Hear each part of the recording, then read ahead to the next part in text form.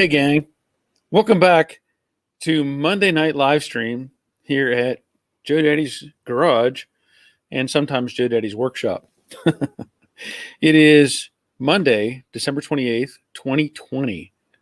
So this will be the last live stream on Monday night. I'll probably do it on Thursday. That'll be the last day of the year, right? December 31st.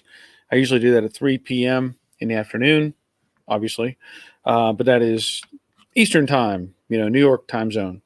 And tonight, is just going to be the last one for Monday nights in 2020. And like the rest of you that are saying, goodbye 2020, I'm with you on that.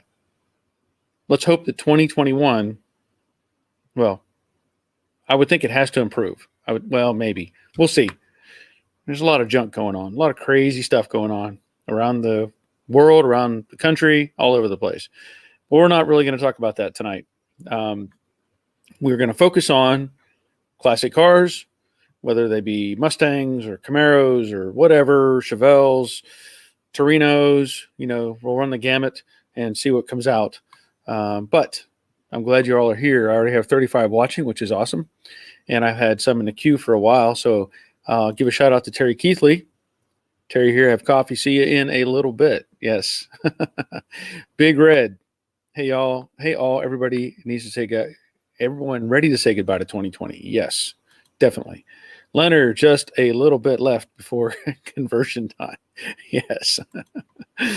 Rick Stevenson checking in. Glad you're here, Rick. David and Cheryl. Just a little bit cold here in Missouri. I'm sure it is. Crash Rider, good evening from Southern Indiana. Goodbye and good riddance to 2020. Yes. Clark Clifford checking in. Glad you're here. Chris Greenaway. Hello and goodbye 2020. Yes. Nandu. Good evening, Barry, everyone. Yes. Glad you're here. Jerry at the Money Pit. Good evening from Middle Tennessee. Randall Heath. Happy holidays from Utah. Who's your garage? Well, hello, everyone. Glad you're here. Dave Britton checking in. I am glad you're here. Okay, sorry. And let's see. Cooter Lab, 4 more days and 2020 will literally be hindsight. Good. Bob Knoll, or Noel, however you want to say it. Good evening, Barry. How you been? How are you doing? I'm doing good. I'm glad you're here. Bob Shoemaker checking in from Oklahoma. And it's afternoon there. At least that's what it says, afternoon. Stang Boy 75. Hey, Barry. Hey, gang. From rain-soaked Southern California. Yeah. Whoops. Wait, I missed one here. Buster Tim, I just picked up a 69 Mustang Grande.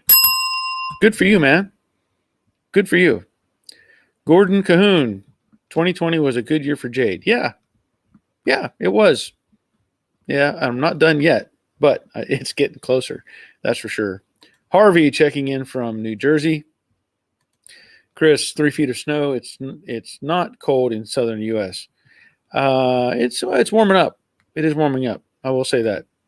It's like 55 right now here in Georgia, which is a good thing. I'm happy with that. Randall Heath, 2020 was a good year for Quarantina, too. That's his cougar. Bad Harry's Hideaway, just hanging out. Hi, y'all. Glad you're here. Ronald Bell. Hey, Barry. Ron checking in from Northeast Tennessee. I think we had some conversations earlier today, I believe. Chris, we got to kill that phrase. It was to warn us about 2020 from time travelers. We got to kill that phrase. Which one? Leonard and Snowy in the high desert. Well, that's different. Who's your garage? If they ever invent time travel, the scammers with the cheap equipment will make machines that only send people to 2020. Or you can, it's a low budget thing. How much do you have to spend? We can only send you to 2020. Darren Powell. Good morning from Southern Australia. Summertime here. 79 degrees here today. That sounds awesome. Whoops. I got the same one from Daryl. Double up on that one. Chris Greenaway, hindsight is always 2020. Yes. That's why we had our racing going on back in the 90s. That's what we called ourselves, hindsight racing. You always do better with hindsight, right?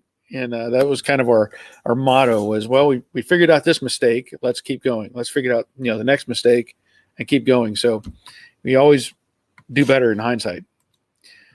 Todd Crump, good evening, everyone. Wife just got tested today and positive for COVID. 4 kids and I are now quarantined for 7 to 10 days. Bummer. Wife is good. We are now going to work on Columbus convertible 65.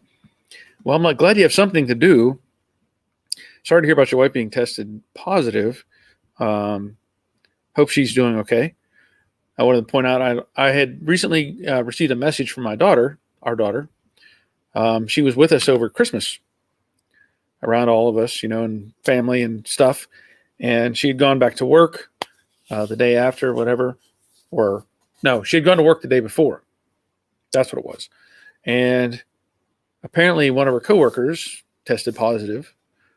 And so she was complaining of some chest congestion today.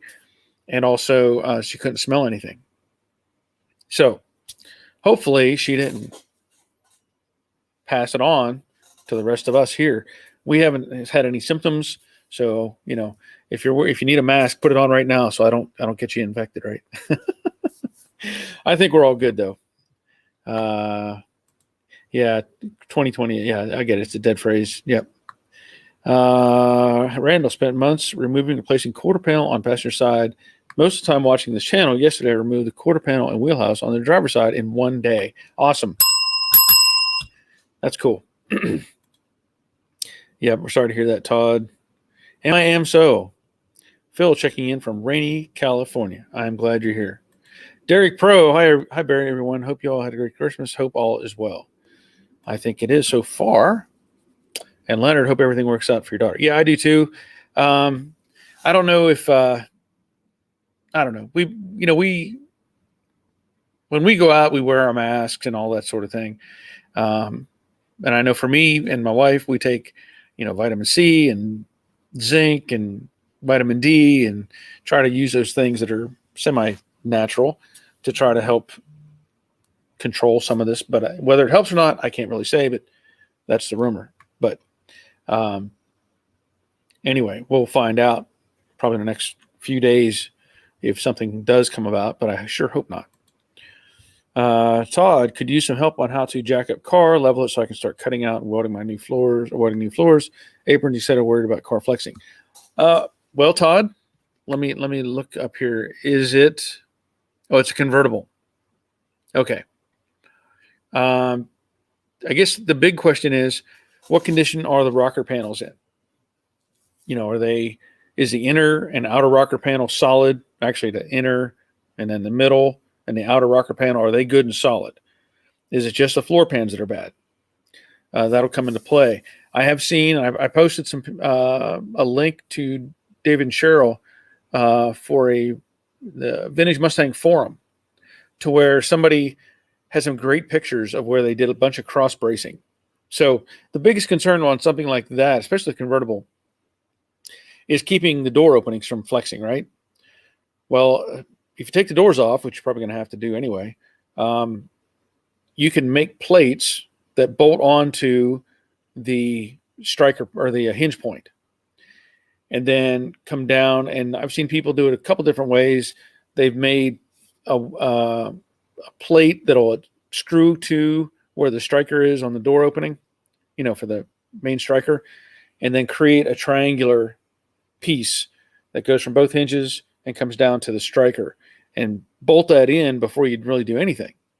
And that'll help keep stuff from flexing around. Otherwise, there's not much it's going to do as far as like twist. Once you jack it up and you have it supported, let's say, these cars don't, unless it has bad rockers, some things. Okay, so you watched all the Broken Pony vids. Sorry, getting caught up. Inner rockers are not perfect. Doors are already tight. Okay, so with that in mind, if the doors are tight, you may want to think about this a little bit. If you were able to jack it up at the A pillar, I'm trying to envision where it's tight, but normally it's going to be that it's compressing at the quarter and the door. So to alleviate that, you have to get some pressure coming up from the center somewhere. So if you were to jack it up the A pillar, it's going to get the front end, which is going to pull forward on the door, should pull the door forward slightly.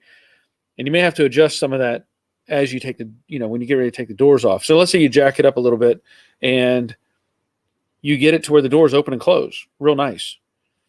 That's going to be like your 0 point, the way I look at it. So if you can do that and then pull the doors off while it's in that position and build your, triangular type of jig to hold everything in place, that's going to help. Or you could just tack weld in pieces. Like if you had some 1-inch square tubing, you could tack weld it in at the corner of the dash and A pillar back to, with the corner of the door opening. You could make an X out of material, that way too. Some people bolt them in and some people just weld them in. And then when they're all done, they can grind that stuff out. And also I think it's mentioned here, Dave says, Todd, pick up a laser level. They work fantastic for leveling the car regardless of how crooked the floor is. That is a good point too. Grease Rookie Garage has been using a laser level on his 65, and that has helped him get that car at a 0 point. But I'm just trying to think of how you can alleviate the pressure, to get that door opening to where it opens and shuts nice, and try to make that your start point. You don't want to take the door off and you jack something up and it tweaks, then you're lost. You don't have a good measurement anymore. If you get what I'm saying, I hope you do.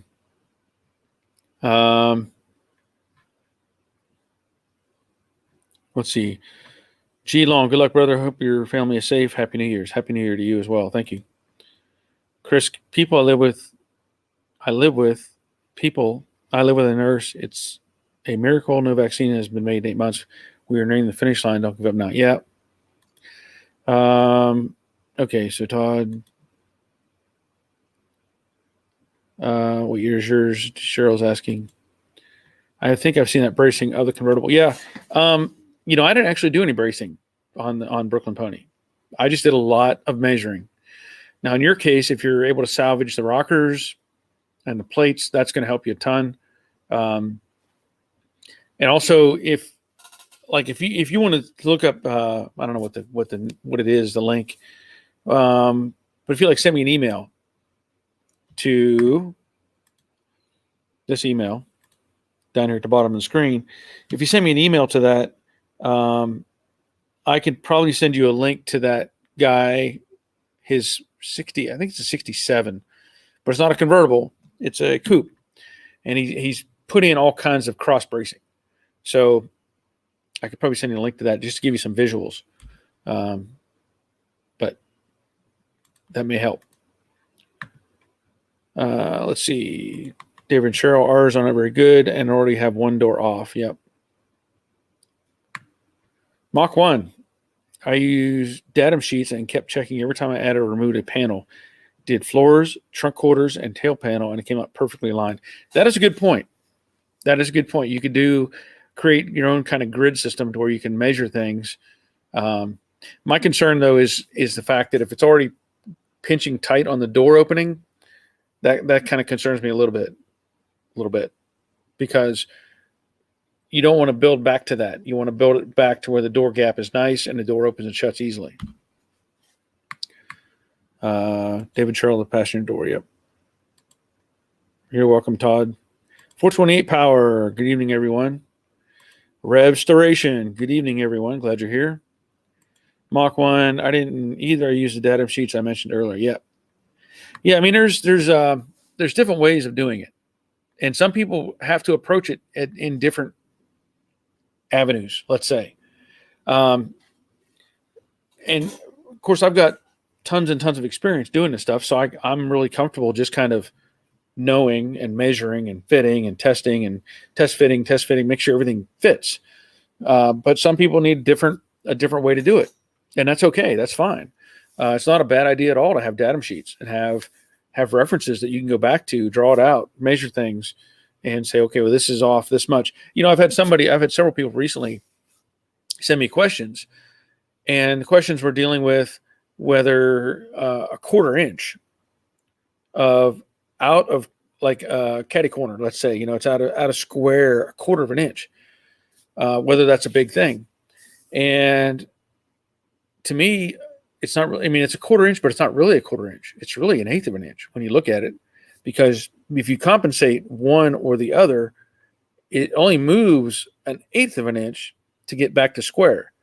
So when you see a quarter of an inch difference, it's really not that big. And the tolerances on these cars were not tight to begin with.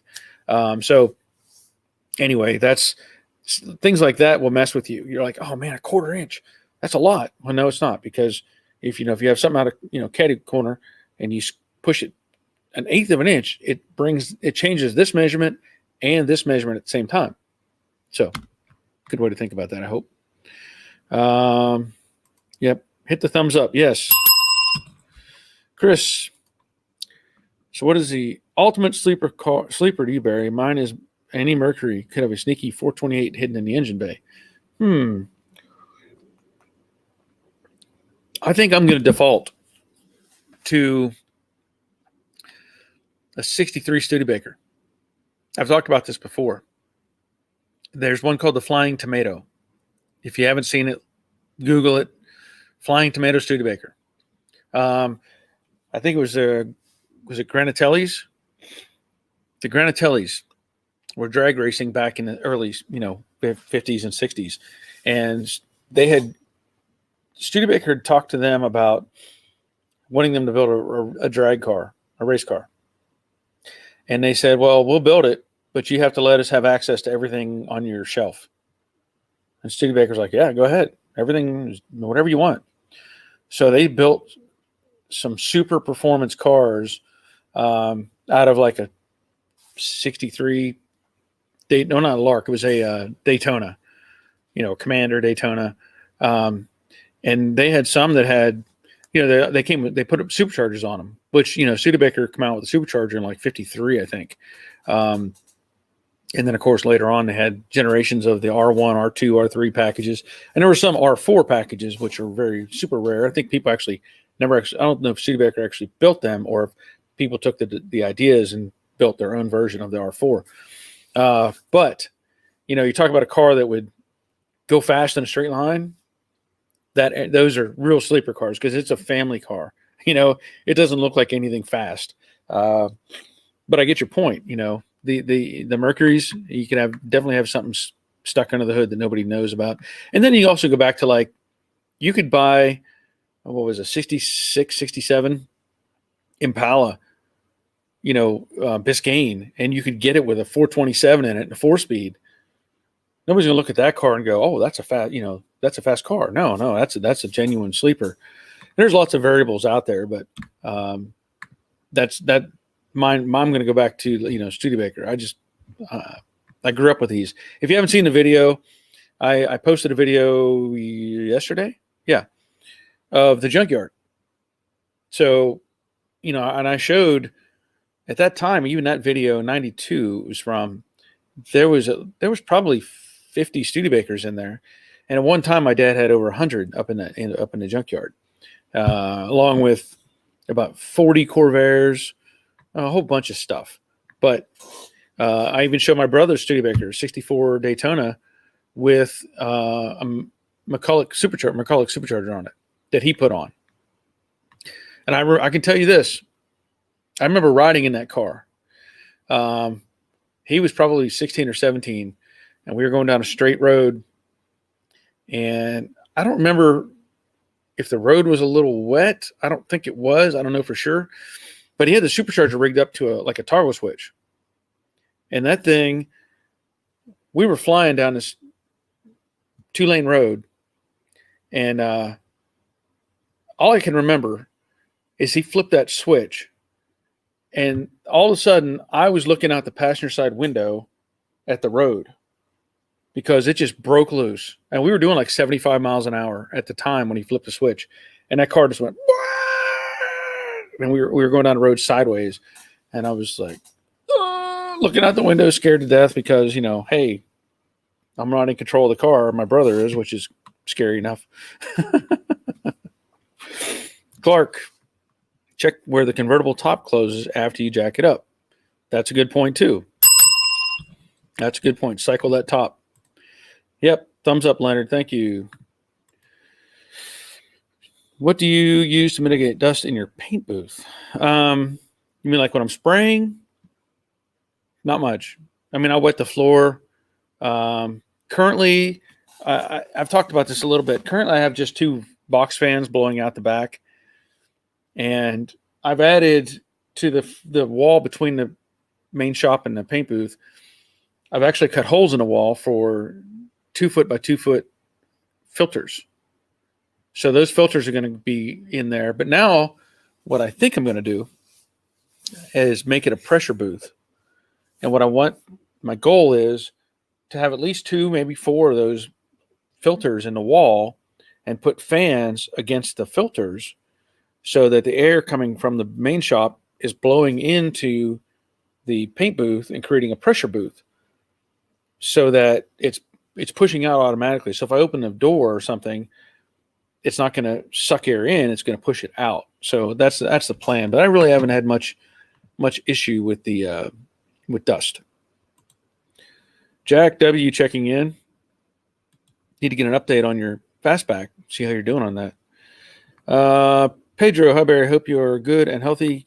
Can you put body filler over primer and primer over body filler? What's the best approach? Well, there's always debates on that. Good body filler, like Rage, it can go over bare metal. It can go over epoxy. It can go over high build primer. It can actually go over paint. Now, the paint has to be, in this case, let's say a collision job to where you have first original paint. You can scuff off the clear or, get down to the paint and put body filler on. It even says that in their data sheet or whatever. So typically what I prefer to do, if possible, is get the metal and epoxy, let that cure, and then you can scuff it from there and add filler. And again, there's debate on both sides of that, but I have had no issue with doing it that way. And then once you top coat it, let's say with 2K or high build primer, there's no issue going over to that primer either. You can add filler where if you find a bad spot, you can put primer, put filler over that as well. It's not gonna really hurt anything. But if I'm going to do it, I want to do epoxy, filler, 2K, and that works fine. Dave and Cheryl, thumbs up. Thank you. Cooter, you are the Studebaker whisperer. Well, I wish. I know a lot of stuff about them, but I don't know enough about them to be a mechanical whiz on them. I understand how they were built, the premise and all that, but like my brother, he's been on Studebaker forums, and somebody will comment, I'll say, oh, blah, blah, blah, blah, blah. And he's like, no, this is how you do it. And he talks about pulling, the axles were weird on those cars. They didn't have, it wasn't like a GM where it had a C-clip. It was, it was really kind of a weird setup. I can't even tell you how it works. I know it's almost like there's a hub that bolts onto an axle. It's kind of weird. But he's done all that stuff over and over and over, so he understands it very well. I just know that I like the cars myself. David Sherrill, we almost have ours completely tore down. Just need to get the rest of the motor and trans out. There you go. Let's see. Dave Britton, under the hood of Performance Studebaker were basically Shelby GT350, Paxton supercharger, high compression pistons, and so on. Yes. And a lot of people don't know that. We talk about these engines. Studebaker had a 259 and 289 were their main V8s, and they were overbuilt. I mean, they were overbuilt because when they were building these engines, I guess the idea was any of them could end up with a supercharger on them. So they had to build them to take the supercharger. You know, they didn't like have certain ones set aside. So they built them all to the higher standard. And then if you wanted the supercharger, you could add it. But they had Paxton and McCulloch superchargers. Am I Am So Sleeper, the White Zombie 1972 Datsun 1200. Yeah, that would be a good, yeah, that thing would be a good sleeper. I agree. Derek Pro, there are two guys on YouTube here in Australia called Nugget Garage. They have a Grandpa 80s Toyota Cressida, which they have fitted a Toyota V12 with a turbo. The car looks like a standard real sleeper. A V12? Toyota makes a V12 with a turbo? Okay, that I would have to see. Yeah, the Toyota Cressida. A lot of people forget about that car. If you go back to the 80s, 70s, and 80s, and you're looking at Toyotas, you know, you had Corolla, you know, was like their, I guess, the base model. I don't know when they came out with a Camry. I don't even know what the other models were. But if you got a Cressida, that was like a luxury Toyota. I mean, they had fancy trim on them. They had, you know, upgraded all this. I mean, they were really fancy cars for the time period. It was almost like, you know, driving a Cadillac, I guess, in you know, the world of cars. Yeah, Cressida was really a high-end Toyota. You know, this is before they ever come out with Lexus, you know. But yeah, that's I haven't heard Cressida in a while. Sammy Lisa Smith, hello guys. I am late. They are working us 12 hours. Oh man. Well, I'm glad you're here. Chris says Mercury Cougars are bad to the bone. There's a guy in the community, Super Crojet 428 R code 4-speed paint or black paint with white top, white interior. Yeah, that sounds like a cool car. Jim Healy, Happy New Year. Glad you're here. Jerry, I just modified my paint booth to get it to positive pressure, so I'm going to try it. Well, let me know how that works out and give me any advice you can, because I want to figure out what I can use for fans. So I'll look forward to any updates that you may come up with. Jerry, some primers don't recommend filler over the primer, like UTEC 350. Yeah, and I can only talk about like the PPG products. Sorry, you know, and it'll tell you in the instructions and data sheet whether it can go over primer and or over body filler and stuff like that. So make sure you reference the data sheets if you really start digging into it. Willie Goodman, good evening all. Glad you're here. Greg Workshop checking in from Australia. Butch, yeah, Celica, yeah. That was their sport car, which is still a name today. But I don't even know if I've heard of a Cressida in their lineup. I know they had the Corolla, like you said, and the Celica, as Chris says as well. But I don't remember anything. I don't remember any other brands. Or any other names, I should say. March Indy, you can line the walls and floors of a paint booth with the plastic you use to mask your car with to help with dust. I've seen body shops use it. Use the correct side of the plastic. Yes, because it has a static effect. So that's why they tell you when you put it over the car, put this side up so that when you're spraying, you know, if you're doing like a patch panel on a quarter, the paint actually floats onto that plastic and hangs onto it. So yeah, it's pretty important to use the correct side. There's also masking material, like it's a spray. It's almost like a water, but you spray it on, and it'll dry, and then you can, you know, paint. And if you overspray goes onto that stuff, you actually can grab it and peel it off. It works, but it's probably not the best thing.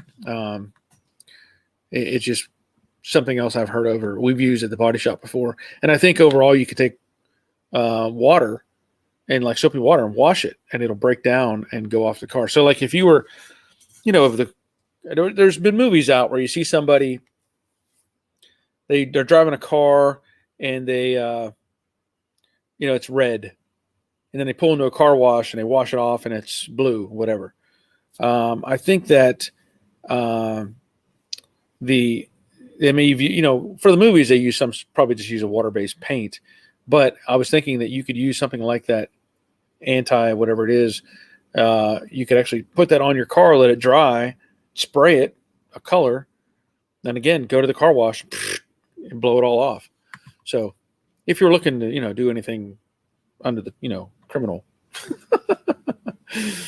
Leonard saying, Derek, how do they keep the tires on it? Yeah.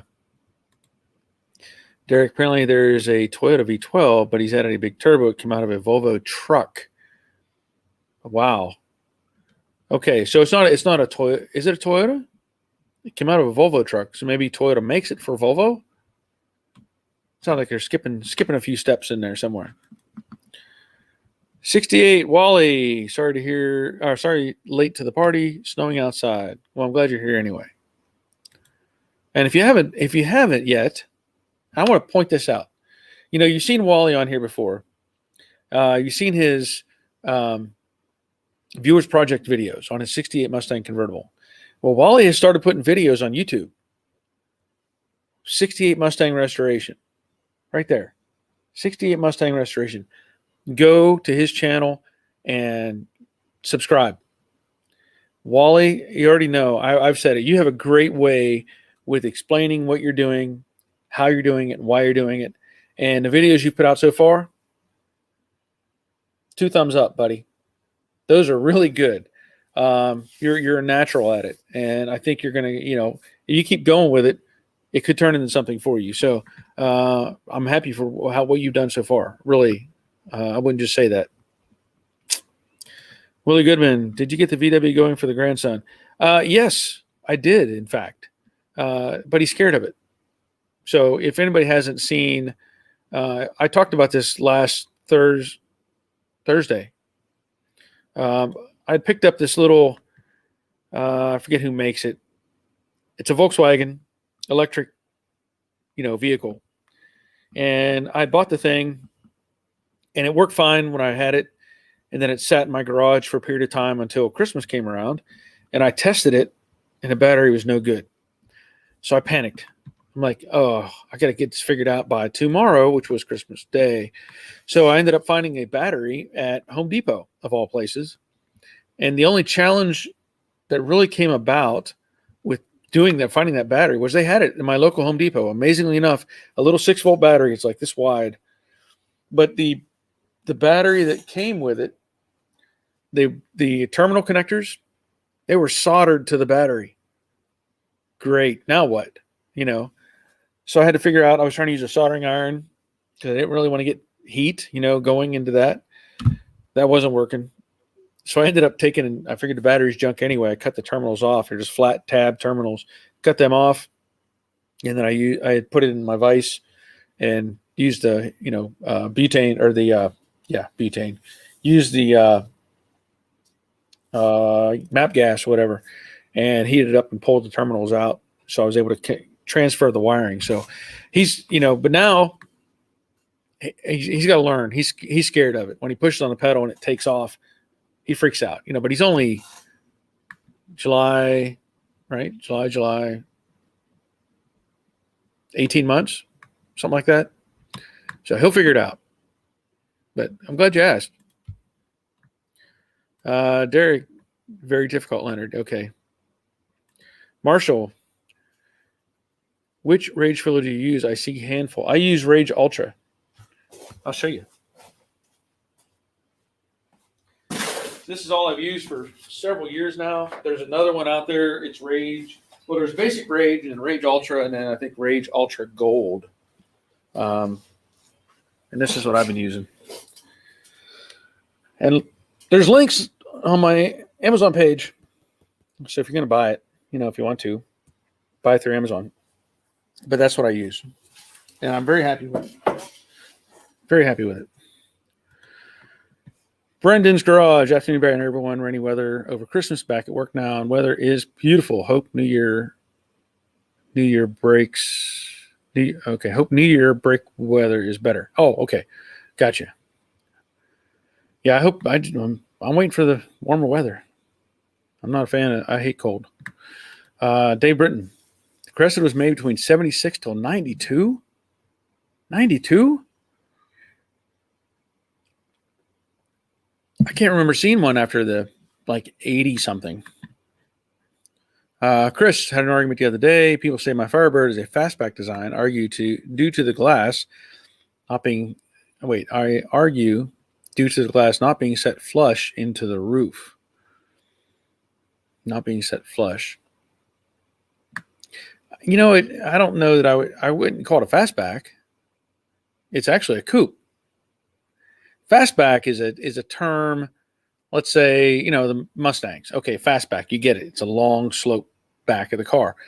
The 66 Charger, fastback, long slope roof. I would say the Firebird, Camaro, those generations would have to fall into the coupe category. So, not a fastback. Let's see. Robert, good evening, everyone. Hello, Barry. Hello, Robert. Jim Healy, question. I have a 68 just like Jade. The holes that hold my hood hinges, inner, rear fender aprons, are all torn out. Would you weld over the torn out holes or replace both inner aprons? I have repaired those when they ripped out like that. Now, is it easy to do? Yeah, it depends on how you approach it. I wouldn't cut out the aprons if the rest of them are good. It's just not, to me, it's not worth that time of getting out a nice piece of metal, because then you also have the cap that runs from the cowl forward, and dealing with that stuff. I would rather make repairs. So in my case, I've done it before to where I just took a regular, like a nut with a big, they have some that have a washer built into the nut, like not like it's part of the nut, but it's almost like it's crimped around it. Anyway, I've used that as a support mechanism to put it in place and then weld around that perimeter. Or you could probably just make a plate, let's say, and put in weld nuts to the plate and then weld the plate to the panel. If you wanted to just try to keep what's there. I don't know how big the holes are. Sometimes they rip out pretty good. I do know I think they sell those nuts, but it's not a very strong area to begin with. In fact, I think on Jade, I actually welded in a nut that was gone. But that's normally how I would kind of approach that. I want to save those aprons. Snow Annex saying hello. Glad you're here.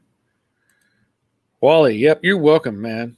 I'm telling you, you got some good approach on what you're doing. I wish you would have started when you started on the car. It would have been nice to see it come apart, fix, go back together. Although what you're doing is great, but it would have been nice to see the whole thing. But I think you're gonna develop a following. You really are, and I'll give you a shout out anytime I can because it's good stuff. Leonard, Chris, there's a 70 Cyclone yellow here in Victorville that's been setting for years. I'm going to check it out and see if they'd be interested in selling it. 70 Cyclone. I like that. Just the name alone. It's a Cyclone. Has a cool ring to it. Chris, my one friend in high school had that Mustang with a Mystique paint job. It's so secret of paint that they used to have to deliver cans with Ford employees. Oh, Mystique paint job. So you're not talking about the Mystique Mustang that I did. You're talking about another color changing type of paint. Okay. Green, blue, purple, aqua brown, depending on the light. Yeah, I remember those. I do. Derek Pro, the engine is Toyota, but the turbo was sent to them by a viewer in the USA to fit as a joke. The turbocharger is out of a Volvo truck. Wow. That would be that's good. Here's a joke. I mean, somebody send me a V12, build something around this. Okay. Robert, we'll check you out, Wally. Good to know. Good to know. Thanks, Barry. You're welcome. Check them out. Chris Leonard, good luck, buddy. Parts are hard to his hen's teeth. Yeah, that is true. Greg, hi, nice. video for the grandson. I guess you're talking about the little VW. Oh, VW for the grandson. I get it. Yes. Leonard, tell me about it. I've been looking. Okay, latch pillar 73. Okay, yeah. VW for the grandson. Yes. Thank you, Greg. Robert loves me some coupes. Yeah. Let's see. Hussein, 1977 Stingray. Are you referring to that as a sleeper? I really wouldn't put a Corvette in a category of a sleeper, although some of them can be pretty sleepy. You know, they really bog those things down in the 70s. Mason, how are you doing? Wanted to ask you, does your shop have a bathroom or no? Just was wondering, was all my grandpa's shop as a bathroom and is heated as well? No. My house is literally 50 feet from me. So, no, there's no bathroom. I wouldn't mind having one, though. I wouldn't mind having a shower and a place to sleep out here. Okay, let's see. Once upon a time. Hi, Barry from UK. Happy New Year when it comes. So, thank you, sir. Arthur, will a 289 intake work on a 302 4-barrel? It should. Yeah. I'm going to say it will. I don't see why it wouldn't.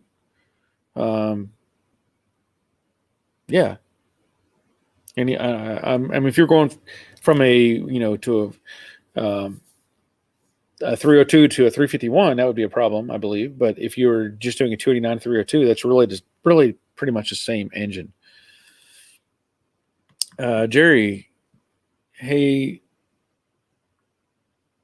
let's see. Missing some letters there, I think. Hey, group, I think is what it says, not coop.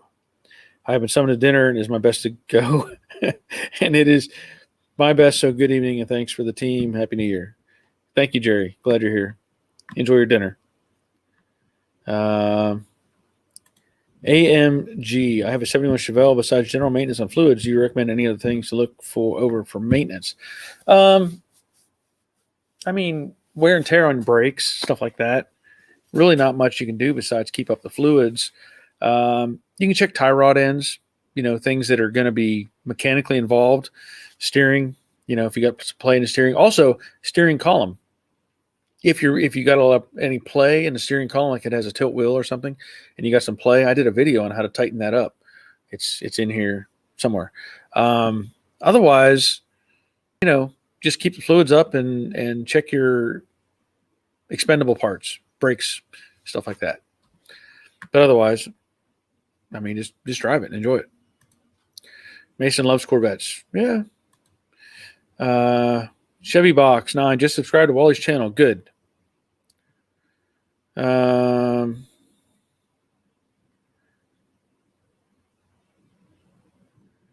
right, so Greg's saying hi.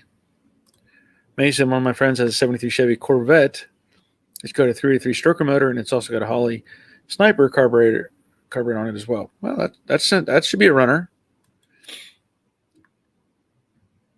Have James Smothers, have you thought about doing videos on how you make your video camera editing like a how-to? I have, actually. It's on my other channel. I don't know if you know, I have another channel. It is Joe Daddy's Workshop. And I've done at least one video on there where I did a good edit. I made a video where I put away a tent. Okay. It's a tent that I've had for 20 years. My son borrowed it. It came back in a pile. So I shot a video of me putting away the tent properly. And then from that, I edited that video using the same software that I do my regular editing with. And I was able to create a second video in the editing process. Now, depending on what you're doing, I use Wondershare Filmora is my editing software. And that video turned out pretty good. Now, if you want to check it out, look up Joe Daddy's Workshop, and then you'll find it. And I think I've got like 50 videos on that channel, 50 or 60 maybe. I don't know. And I've done a variety of things. Like I've done some of the cameras that I use. My little DJI Osmo camera. I've done footage on that. I did a comparison between it and my GoPro. I showed problems that I had with my first Osmo that didn't work right. So that's all on my other channel. And if you want to check it out, it's Joe Daddy's Workshop. So good question. 63 Impala, epoxy or Bondo first? Bondo directly on metal or epoxy, then Bondo, and why? Okay, we just talked about this a little bit ago. For bare metal, I'm going to want to go straight to epoxy first, and then, go up from there, if at all possible. Now, there are times where you don't have a choice. Let's say, like I've done collision work repair. Well, you're not going to spray epoxy on a collision work car because you may have a transitional panel to where you're going from a fender to a door, and you're sanding on that panel because let's say the door has a little wrinkle in it. You're not going to come in and put epoxy on it. You're just going to clean it up, put filler on it, and build out from there. But for an old classic car, I want to put epoxy on everything and try to lock everything in, make sure it's sealed up good. And then, like I said, I'll scuff it later and add fillers. Or depending on the panel, some people, there's nothing wrong with I'm using PPG now primarily for my high build. So if I scuff my epoxy and sprayed high build on and I found a low spot, I'd go right over it with filler, add more high build. And that's usually how it works for me. But epoxy is always my first choice to go to bare metal. All right, lots of comments. Oh boy, hold on. 68 Cougar, hey Barry, I love your videos. Well, thank you for that. Arthur, just eliminating my problem is going to install another cam. That's probably a good choice. Were we talking about that before? We had problems with the vacuum, or somebody's talking about vacuum, and had problems with keeping vacuum in their okay. I'm getting. Oh, okay. I got the big red Mystique license plate. That's cool. Oh, I'm going to download some pictures from Darren. It looks like a pretty cool car, and I'll go back to I'll update you on it when we get to that point. Let me see if I can get these downloaded real quick. And I know there's a bunch of comments that I have to get caught up on. We have 97 people watching, which is really cool. And Darren, that's an interesting looking car you sent me. And I'll pull these up in just a second. Okay. So Darren sent me these pictures. Let me go back to comments real quick. Darren sent me these pictures. Now, in the States, we're going to go, oh, that's a four-door, Falcon, I guess, is what we would look at that as a Falcon, four-door Falcon. But if you notice, it's got hood scoop and GT and a wing. I'm going to read you what Darren has sent me. It says, this car is considered the holy grail of muscle cars here in Australia. For a time, this was the fastest four-door sedan in the world.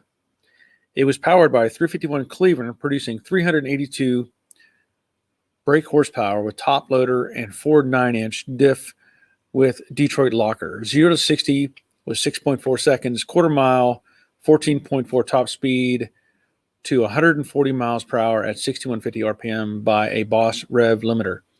In production racing, the rev limiter was removed, and these cars were hitting 160 miles per hour down, I don't know what, Conrod Straight at Bathurst. I don't know what that is, but I'm sure it's a straightaway. Only 300 were produced, 50 for production racing. These days, only about 150 still exist. In recent auctions, these vehicles are fetching around $1 million. These cars share a lot with the Mustang. Matter of fact, the suspension components from the base model Falcon of this model are used to convert 64 69 Mustangs to right-hand drive. Well, thank you, Darren. That is pretty cool. Let's look at this other picture here. Ooh. Ooh. That looks like tons of fun. Man. That's super clean. Wow. And here's another picture that throws us all off because it's right-hand drive. And this answers a question I've had before. The gas pedal location. You know, because in my mind, when you flip a steering column over, you would just move the gas pedal to the left. But apparently it goes all the way to the right. So it's still a right foot gas pedal. But man, yeah, I mean, here in the States, everybody would just go, oh, it's just a four-door Falcon. They wouldn't even look twice at that car. But I get what you're saying. That's pretty sharp. That would be, yeah. I doubt I'll ever see one in real life, you know. Let's see. And Big Red had sent me a license plate. It said Mystique on it, which I thought was pretty cool.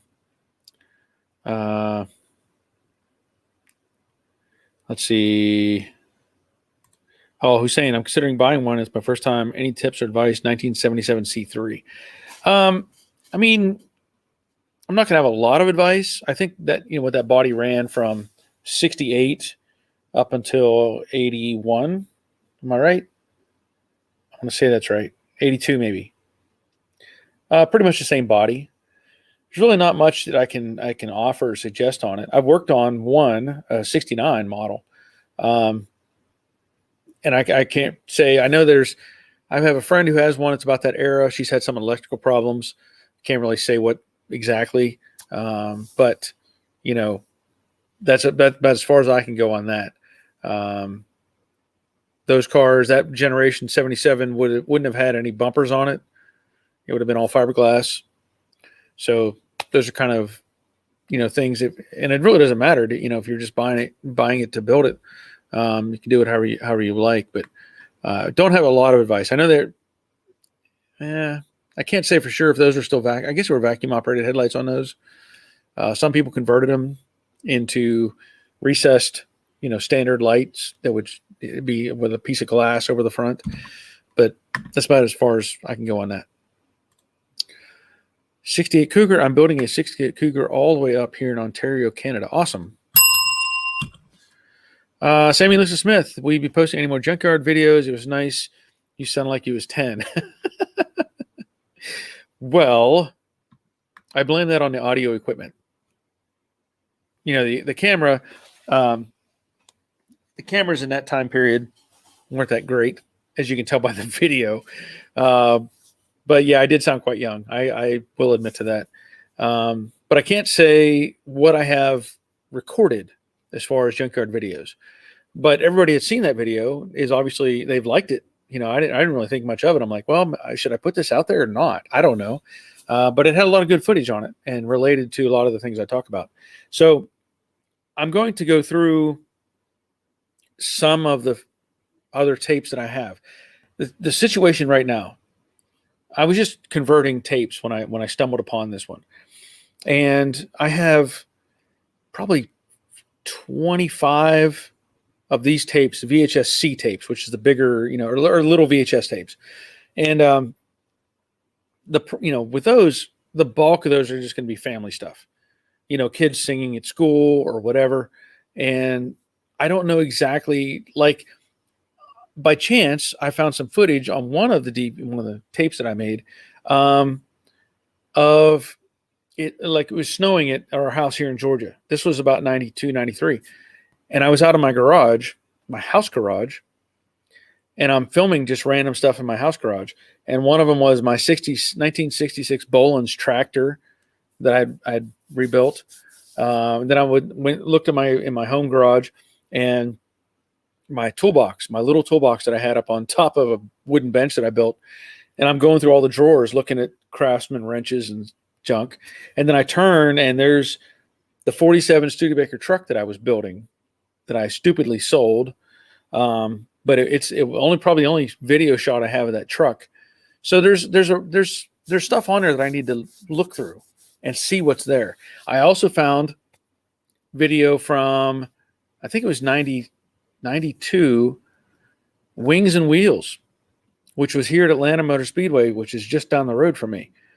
And a lot of, hot rods and stuff that I filmed all this stuff. So I may put that up too. I don't know.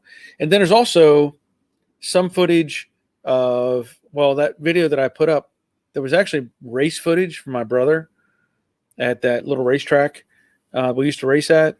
And then there's also some footage of my car that I raced here in Georgia, my 65 Chevelle. So I may section in some things as I go along, but I need to convert all these tapes to DVD so that I can put them on the computer. And that's where my constraint is. So I need to go buy more DVDs. So anyway, hopefully I was kind of long and drawn out, but I hope that answers some of your question.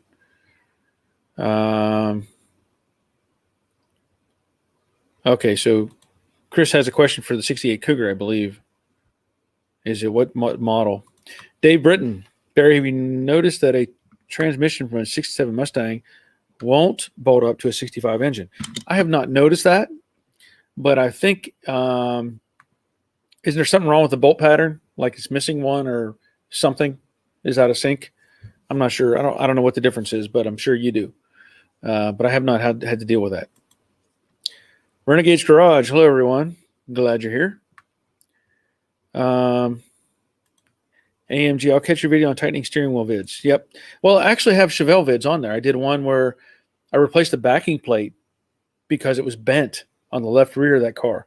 I put on brake shoes. I replaced the brake booster and a couple other things. There's several videos on that Chevelle, so maybe there's more in there that can help you out. Brian Bergman, AMG, an old car is always a good idea to check the wiring often. That is true. That is true. Renegade, Joe Dash Garage, I'm up to 193 subs, trying to hit 200 before the end of the year. Well, there's a chance you can get there. Only need 7 more. I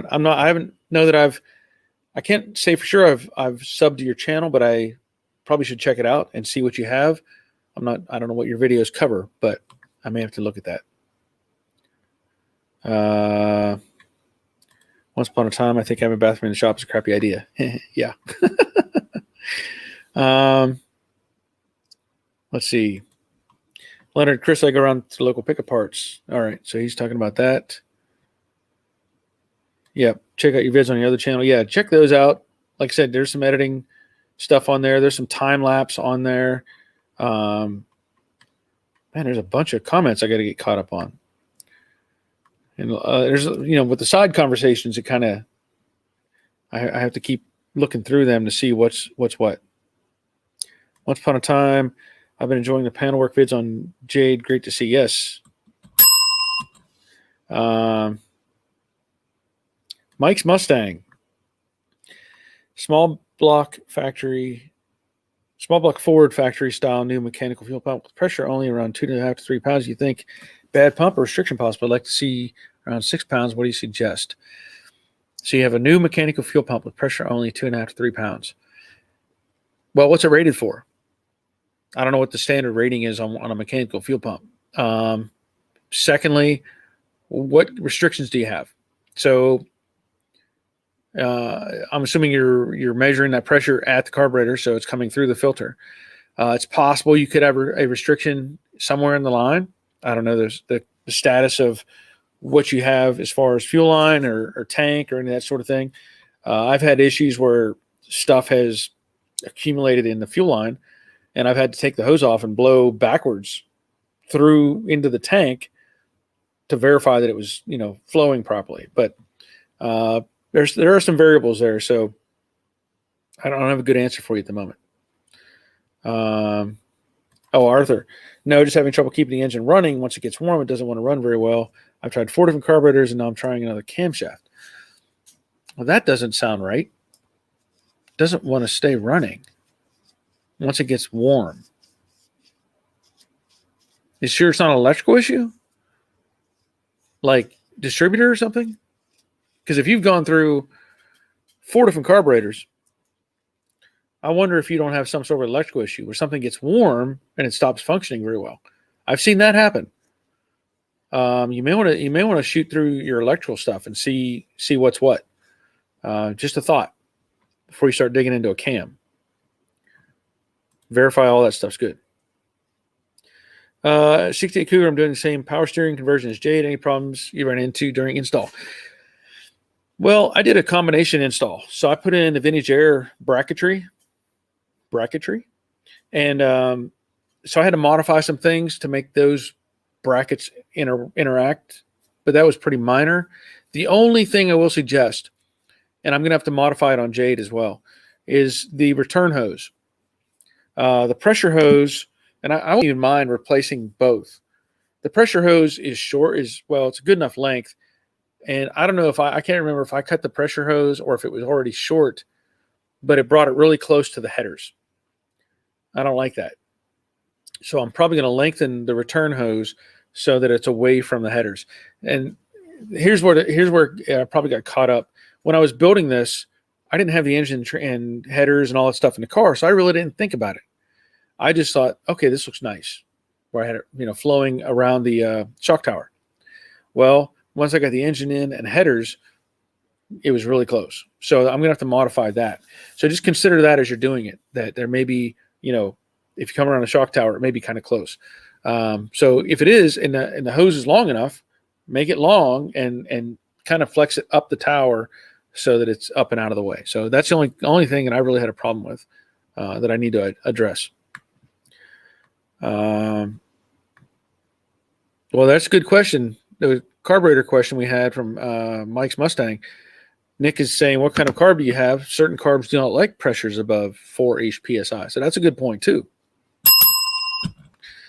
Robert, it is still awesome. I don't know what you're referring to. Chris, Ford Falcon GT, I like the Holden Monero better. Okay. All right, so it's a Demon 650 carb. I've got comments way back here from probably when I posted that Falcon. Robert, evening all was out having a day, late birthday dinner. Speaking of dinners, Robert, I know you sent me those pictures of those ribs. My youngest son, our middle child, got my wife and I probably one of the best Christmas presents I can remember, because I'm a meat eater. I like steak. I like meat. He got us a dinner for 2 at, I don't know what it's called. I can't remember the name, but it's like Fogo de Chao. It's the Brazilian steakhouse place, whatever. It's another one though. Same concept. So I'm going to get some good dinner one of these nights. 428. Borgerson's pretty straightforward. Exhaust is the issue if you want headers. Yep, that's what I was getting into. Pete, let's see. Leonard says Pete Anderson's building one. I can't wait to see it finish. Okay. Nick, where's the pump from? Just a rebuild from an auto parts store. I would just get a new Holley pump. That could very well be the correct pressure for that pump. There you go. I mean, I don't know what. That's what I'm saying. We don't know all the parameters. 63 Impala. My car has been epoxy for a year past the recoat window. How do you suggest I prep the epoxy before I start Bodywork and high build? What do you scuff with? Red Scotch-Brite. Yep, pretty much Red Scotch-Brite. Now, if it's really hard, I wouldn't go 100 grit, for like sandpaper, but I'd probably do 180. You need something to scuff it up and break the surface. Scotch-Brite should do it. I've used Scotch-Brite many times on epoxy. In fact, the last video I did on Jade, on that right front fender, that's all I used was Scotch-Brite. And you could see that it transitioned really nice. So if the Scotch-Brite doesn't affect it, you're going to have to go to something a little bit rougher to scratch up that finish. But yeah. Let's see. Oh, let's see. Wait a minute. Clark Clifford, $5. New York strip steak, black and blue with garlic mashed potatoes. That sounds really awesome. That does. That sounds really awesome. Thank you, man. Appreciate that. That sounds really good. In fact, we had for Christmas, we had steak and shrimp. Really good. Really good. All right, let's see. Raleigh Harvey, that car is very cool. Australia and New Zealand have shown us that muscle cars don't only have two doors. Oh, come on, no. I agree. I do. Hey, Robert, can you send me your channel link? I can't find your channel. So I don't know. Robert Climber? You have a channel? Big Smoke, where can I find vintage lifters for 68 Firebird? Good question. Anybody have an answer for that? I've not heard of those lifters before. And is there a reason why you want vintage lifters? Is there a reason you want to try to, you're looking for those in particular, or there are some knockoffs that are, the same design?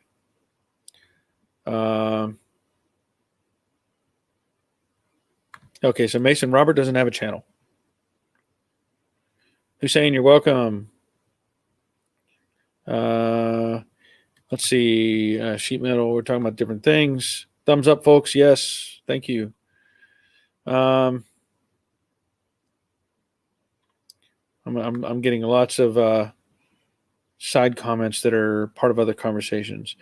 KG, hey Barry, what are you using to convert the VHS C to DVD? I bought a Panasonic converter, like probably, I bet you 10 years ago, if not longer.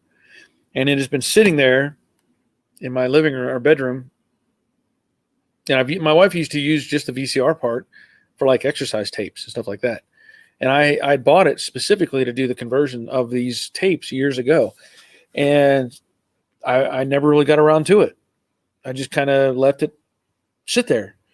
And so I had some, writable DVDs, and I decided, you know what, I'm going to see if it'll work. And that's what I'm using. I don't know the brand number, but like I said, I bought this I'll bet you more than 10 years ago at what was it? Hi-Fi Buys, I think was the name of the company, I think. But anyway, that's what I'm using.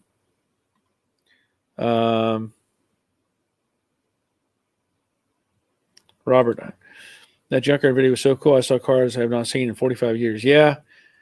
I mean, and it's a shame they're all gone. They're all gone. We tried when we were younger. My dad would give my brother and I a hard time. He's like, "You're not doing enough to save these cars." And he wanted us to jack them all up and put them on blocks and all this stuff. Well, by the time we got to that point, we were old enough to do those sort of things. They were all rusted out. The bottoms were gone, so it wasn't like you were able to save anything. But it's just all gone. At 428 Power saying, happy birthday, Infernal Craftsman. March Cindy Bear, have a converter that should go from VHS to your computer. You can borrow it if you want. Well, I want to put these on DVD regardless, just because I'm worried about maybe the tapes eventually degrading.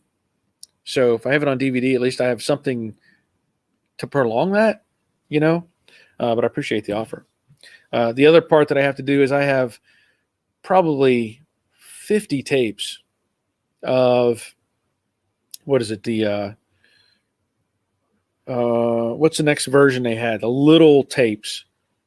They were, I can't even think of the name of it, but I have like probably 50 of those tapes that I have to go through. I don't even know what's on half of those. I mean, I do, but there may be other stuff on there that may be relative to what I'm doing. Robert, any of you big block Ford guys have a set of 429 Cobra Jet heads? 69 to 70 Bear heads, fine. So anybody have any 429 Cobra Jet heads, 69 and 70? Robert's looking for some of those. FE 428, the 65 transmission had 5 bolts, whereas 66 and up went to 6 bolts. I remember that conversation because Robert, Infernal Craftsman, that talked about that in his Viewers Project video, how he has an old 289, but it doesn't have all the bolt holes. So I remember that conversation. Let's see. All right. Robert Clymer's checking out. Glad you were here. Chris, AMG also repair vacuum lines. We had plenty of bad ones on the Firebird. That's a good suggestion. Greg Workshop. Hi, got 58 subscribers now. I'm glad you're happy, Greg. I'm surprised, Greg's been putting out some videos. He's in Australia and he's building stuff in his home shop. So if you haven't checked him out, check out his channel as well. Darren, I'll try to send some photos through every now and then. Bathurst is Australia's biggest motorsport event. It's an endurance. Let me close this. An endurance race with 161 laps of the 3.82 mile circuit. Conrad Straight is 1.18 miles. That sounds exciting. 68 Mustang. Coils break down when they get hot. See, that's what I was saying. Check your electrical stuff before you start digging in past more carburetors. Karsten. Hi, Barry. Late night in Denmark. Happy New Year. Happy New Year to you, my friend. Derek Pro. Or a vacuum leak, Arthur. That may be another, could be a possibility. Randall. When do we get back to the vintage air installation, and is there a best time to start the installation of a new system? That's a good question. I do want to get back to the installation of that into Jade. That's probably going to be worth doing the next series on. I've been trying to get this front end sheet metal all finished up and get it taken care of. There's still some loose ends there, but I do need to get that box up under and get that in place. So that maybe soon I can do that on Jade. Good question. Thank you, Randall. Clark, coils tend to fail when they're hot. Yeah. I'm saying it's more electrical. Chris Helton, Dr. Chris Helton. Hey, I'm working on my interior of my car. I have a stock steering column. I'd like to add a little more security and add a removable steering wheel to my fastback. Any thoughts? I have not done that. I know there's kits available for that. Has anybody done that conversion where you can put on a removable steering wheel? If you have, by all means, send a note to Chris here. KG had a cracked distributor cap once that only acted up when hot.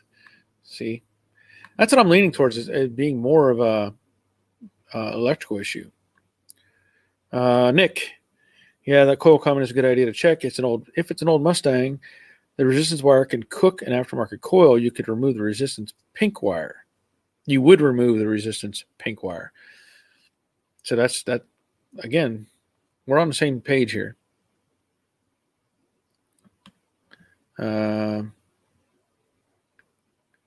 Taylor Healy, I'm from Saskatchewan. Cool. What is? Oh, red and green. Yeah, I think that's it. You're talking about red and green, the Brazilian steakhouse. I think that's the answer. That's the answer. So I need to get in there and, enjoy a meal with my wife. Nathan Garrett, hello. I was wondering about painting my 65 Bug. Any tips or advice? Well, that's an open question. What's the condition of it right now? Are you looking at a color change? Are you wanting to do like base coat, clear coat? Does it need body work? There's a lot. That's a lot of spectrum. And let's say in the question, if it's got good paint on it now, you may be able to just sand it, prime it, and build out from there. If it needs body work, obviously you have to strip stuff down, get down to bare metal, find any rust or anything like that, fix that, and go out from there. But it's kind of hard to say this is the easiest thing to do. You got to look at paint choices, whether you have a paint gun what you're going to use for a paint gun. And you can get away. I use these Black Widow. Right now I'm using Black Widow paint guns from Harbor Freight. They're working fine. So there's a lot of variables there. Sorry. It's really hard to give you an easy answer. No, they're not beta tapes, Dave. Those are before VHS. The answer is mini DV tapes. Yes, digital video. That's right. KG gets the bell. No, not Super 8. That was before beta. We're dating ourselves. But it was a mini DV, mini digital video. Gary, on my 64.5, I need to change brake master to a 2-hole unit. The car is all manual. What are your thoughts on a power brake booster? Also, the brake stop switch is on the master. That is a tough question for me to answer because I have not done that on a 64.5. I don't know what's available as far as conversions. Are you looking at it? Let me ask you, are you just putting a brake booster on to help with braking? If you have four-wheel, I'm assuming you have four-wheel drums, right? Yeah, car's all manual. I don't know that a brake booster is going to help much because I got to sneeze.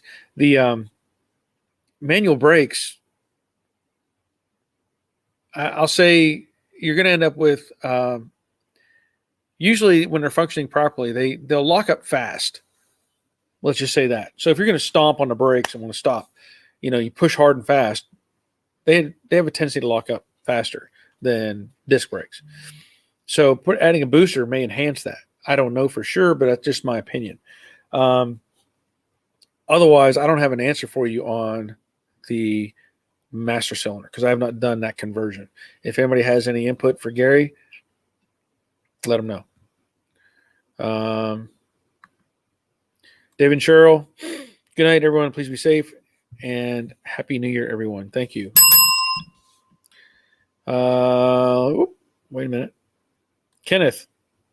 Hello, Barry. I have a 69 Mach 1 I'm restoring, and the car sat on the grass on the floor, so the floor is wiped out. I am to go to cut off the front clip and replace the upper and lower cowl along with the firewall. Okay. That sounds like a good challenge. Yeah, that sounds good. Are you doing a full floor or are you doing like the along with the firewall? Are you doing the full floor like I've used in the other Mustangs or I've done with Brooklyn Pony? Are you going to do that whole one piece where it has all the frame rails and everything, or are you just sectioning pieces in? Because I like doing the full floor. It just makes it easier, in my opinion. How do you reset light in 2014 Dodge Avenger? I don't have an answer for that.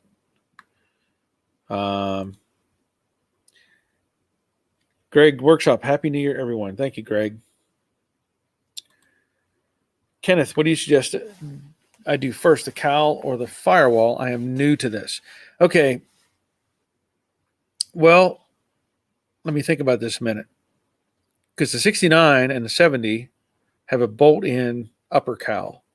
I actually did a video. I have videos out there on the 70.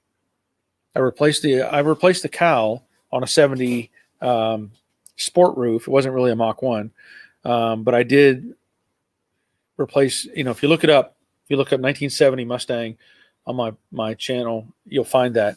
So I replaced the cowl and I rebuilt the kick panels. The firewall was okay, but that may give you some insight as to what your approach may be. Depending on where you're at as far as cutting things out and whatever, the hardest part to me with the firewall is like I did the 65 Mustang where I put in the one-piece floor and I saved the frame rails. Well, when I put in the one-piece floor, I failed to recognize that the firewall actually has to go under the floor pan. Well, I can't rotate it. I couldn't rotate it in the car because the dash and everything else was in the way. If all that was out of the way, I could have rotated it. So what I ended up with was the firewall on top of the floor pan. The only reason that's a problem is because of water. It's a catch edge. So if you're driving down the road, water splashing, it's going to want to go underneath that panel. If you seam seal it, it's fine. But just keep that in mind, how that panel has to rotate under. Now, whether, you're going to do them almost both at the same time. Take the cowl out, get to the firewall, get it out, put the firewall in, put the cowl on. That's going to be your easiest approach, the way I look at it. Derek Pro, have to go, guys. Happy New Year to you, Barry, and all you guys. Hope 2020 was better off for all of us. Stay well and enjoy. Thanks for all your hard work, Barry. Thank you, Derek, for being here. Appreciate it. Dale, 102 in the chat. Yeah, we're down a little bit from that now. That's okay. I've got plenty of comments on the side. So Rick Stevenson saying, Robert, I have a set of Dove sea heads off of a 70 T-Bird. I don't know if that helps or not, but thank you, Rick. Harvey, Arthur would be good to go through the ignition system and power supply to the coil. Sometimes best to run a relay for a constant 12-volt supply. Good answer. Donald Rice checking in. Gary Hamlin eventually wants to go disc in the front. Okay, well, I would suggest if you're going to eventually go to disc in the front, I did a conversion on Jade, the car behind me. CSRP is a company that I used, and it had everything included. Because if you're going to go to disc in the front, then you're going to have to change, I believe, the brake pedal along with that, because the plunger, it's a different stroke on the piston on the master cylinder. So if you're going to do that, just get the kit. I would say get the kit or a kit and just do the conversion. I don't know if I would do it in like steps like you're thinking. Like you need to do the master cylinder and then drive it for a while and then come back and do the conversion to the discs. I think you're further ahead. Just do it all, get it done, and not have to second guess whether this is working or that is working. Just my thoughts. That's the way I would do it. There's a good answer. Battery burnout. Gary Hamlin on your 64.5 brake booster. Take note. The firewall is unique. Doesn't match a 65. Yeah. And there, Clark even says, check CSRP website. That's what I was just talking about. Nick, you reset the light in 2014 Dodge Avenger with a piece of electrical tape. Yeah. Yeah. I agree. Full floor with the frame rails and everything. Okay. So as I said before, when I did that 65, the light blue one I did in here years ago, I had that conflict with the panels. That's the only conflict I had. So just consider that as you're going forward. But yeah, you're going to want to, what you could do as well. I mean, here's the thing. When you cut all this stuff out of these cars, you take out the engine and the transmission and the drivetrain and all that stuff, and you're left with just a perimeter shell. It's not that heavy. It's not gonna twist and flex. But if you want to add some cross bracing in while you take stuff apart, there's nothing wrong with that. And then you could put the firewall in, well, you're cutting the frame rails off anyway, the front frame rails, right? So you could start with the floor, get that in place, come in with the firewall, get that in place, come up with the cowl, and then you've got your box. You got everything from the firewall back, and then you can work the rails. Nick, I'm referring to the change oil soon light. Yeah. Yeah. Leonard is checking out, guys. Have a great New Year and stay safe. Yes. Delano Scott, I have a 1976 Buick Century four-door. I need a floor pan. That's a tough question to answer. I don't know if anybody makes a floor pan for 76 Buick Century. That's kind of out of my wheelhouse on that sort of thing. I don't know what the market is for that. Like if they make anything even related to that car from that era. So, well, that's a tough question. I don't have a good answer for you. I'm sorry. Let's see. Gary Hammond, thanks. Battery and Clark, yes. Chris, Barry, I guess I have to buy one of those decal kits without the stripes. I see your frowny face, but I know what you're talking about. But I think that's the way it should go. KG Gary, manual discs would be better than powered drums. That's true too. Yeah, Delano, I don't have any help for you on that one. Renegade's Garage, Brandon Collins. That should be being the owner's manual. You could call your local dealership. Yep, that's true. It should be in your owner's manual as to how to reset that light. Battery burnout. My friend is in the middle of a power disc conversion on his 64.5. Kit doesn't fit. Not enough space from firewall to shock tower. Need a very thin booster. You know what? What's funny about that? I say funny. The kit that I use from CSRP. Now, I can't say for sure. I think this car had been hit maybe at some point. We know the right front has been hit. Whenever I went to put in the master cylinder and the booster, or put in the booster and then the master cylinder, it wouldn't work. There wasn't enough room. And I actually called the owner and I said, hey, what's the deal here? And he said, well, your car was probably hit. The tolerance is very small for that thing to clear. And he said, you probably need to get it pulled and blah, blah, blah. And I was like, no. So I redesigned his kit. It's all in, and it's all in my videos. They add a spacer. It's like 2 plates with some posts, I believe. I can't remember right now.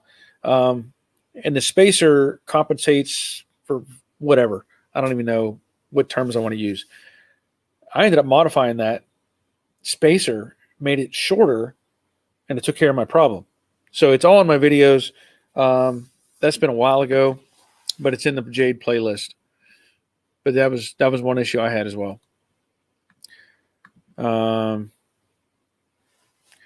Another question here from Mike. Got AFR small block Ford heads with 1077 to 10.9 compression on carb mode with race gas now. Do you think I could just run 93 pump gas with less timing? Somebody else will have to answer that question. I don't deal enough with performance stuff like that to give you a good answer. But I'm sure somebody has and can probably give you a better answer than I can. I'm not going to say yes because I don't know for sure. Chris, Barry, how much would you save for paint? Almost at $4,500. Hopefully do the weather stripping and decal package at the same time. How much would you save? How much would you save for paint? You mean like save up to have it painted? Is that the question? Hopefully do the weather stripping.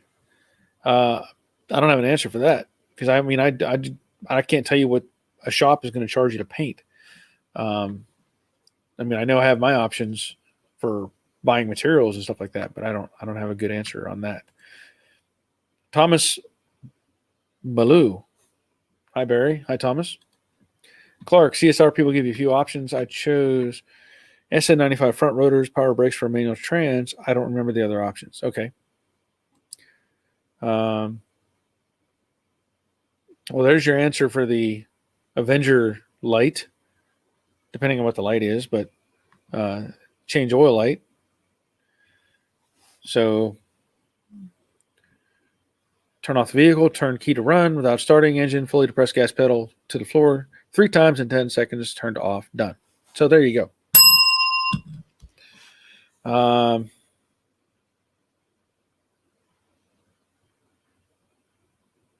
Okay, let's see.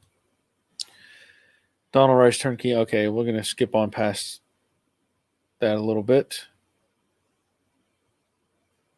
Okay, so Bronson, you got to ask questions relative to old cars.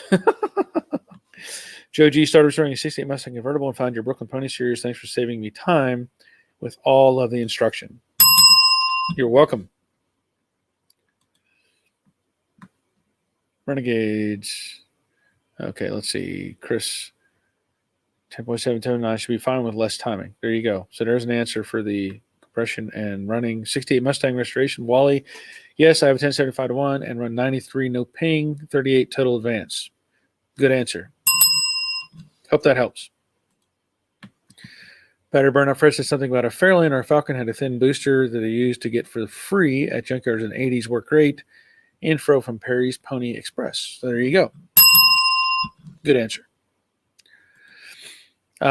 68 Mustang, 94 octane preferred. Anything less, I use octane boost.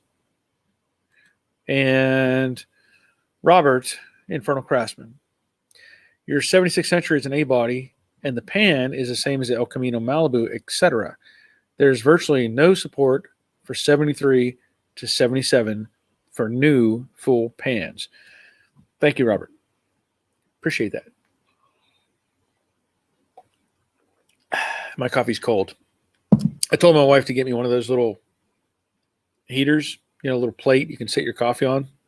I get talking about things and coffee gets cold. So, Reese, what would you do in this situation? I have okay paint on the car, but a relatively big rust bare metal spot on the hood.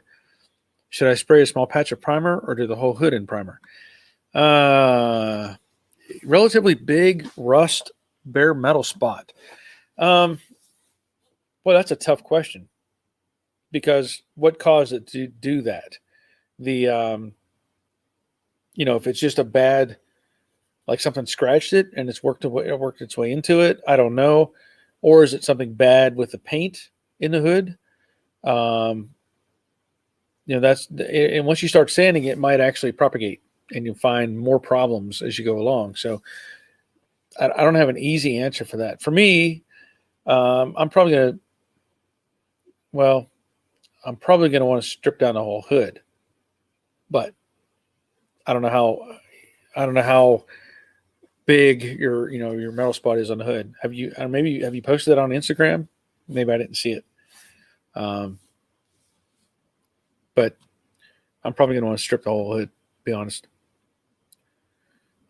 Chris, my buddy 416 Duster loves 100, 110 octane. Has to go to a airport to buy it. Yeah, that's what I used to use for race fuel. In my 65 Chevelle at the dirt track. In fact, it was 100 low lead, and we had a jug. I found it the other day. I was looking through some stuff, and I found I think it's a jug that we put, we rode on it airplane fuel, so that whenever we were racing, we wanted people to go, "What are they putting in their car?" But it was said it was airplane fuel. Donald Rice, it was up in Pennsylvania. Yep, up in Pennsylvania, the junkyard. Let's see. Chris Greenaway, hopefully it's a 7K. I'm not. Hopefully it's a 7K. 7,000? Are you talking about the paint job? You lost me there. 14-1 compression. Oh yeah, that's going to definitely need some better fuel.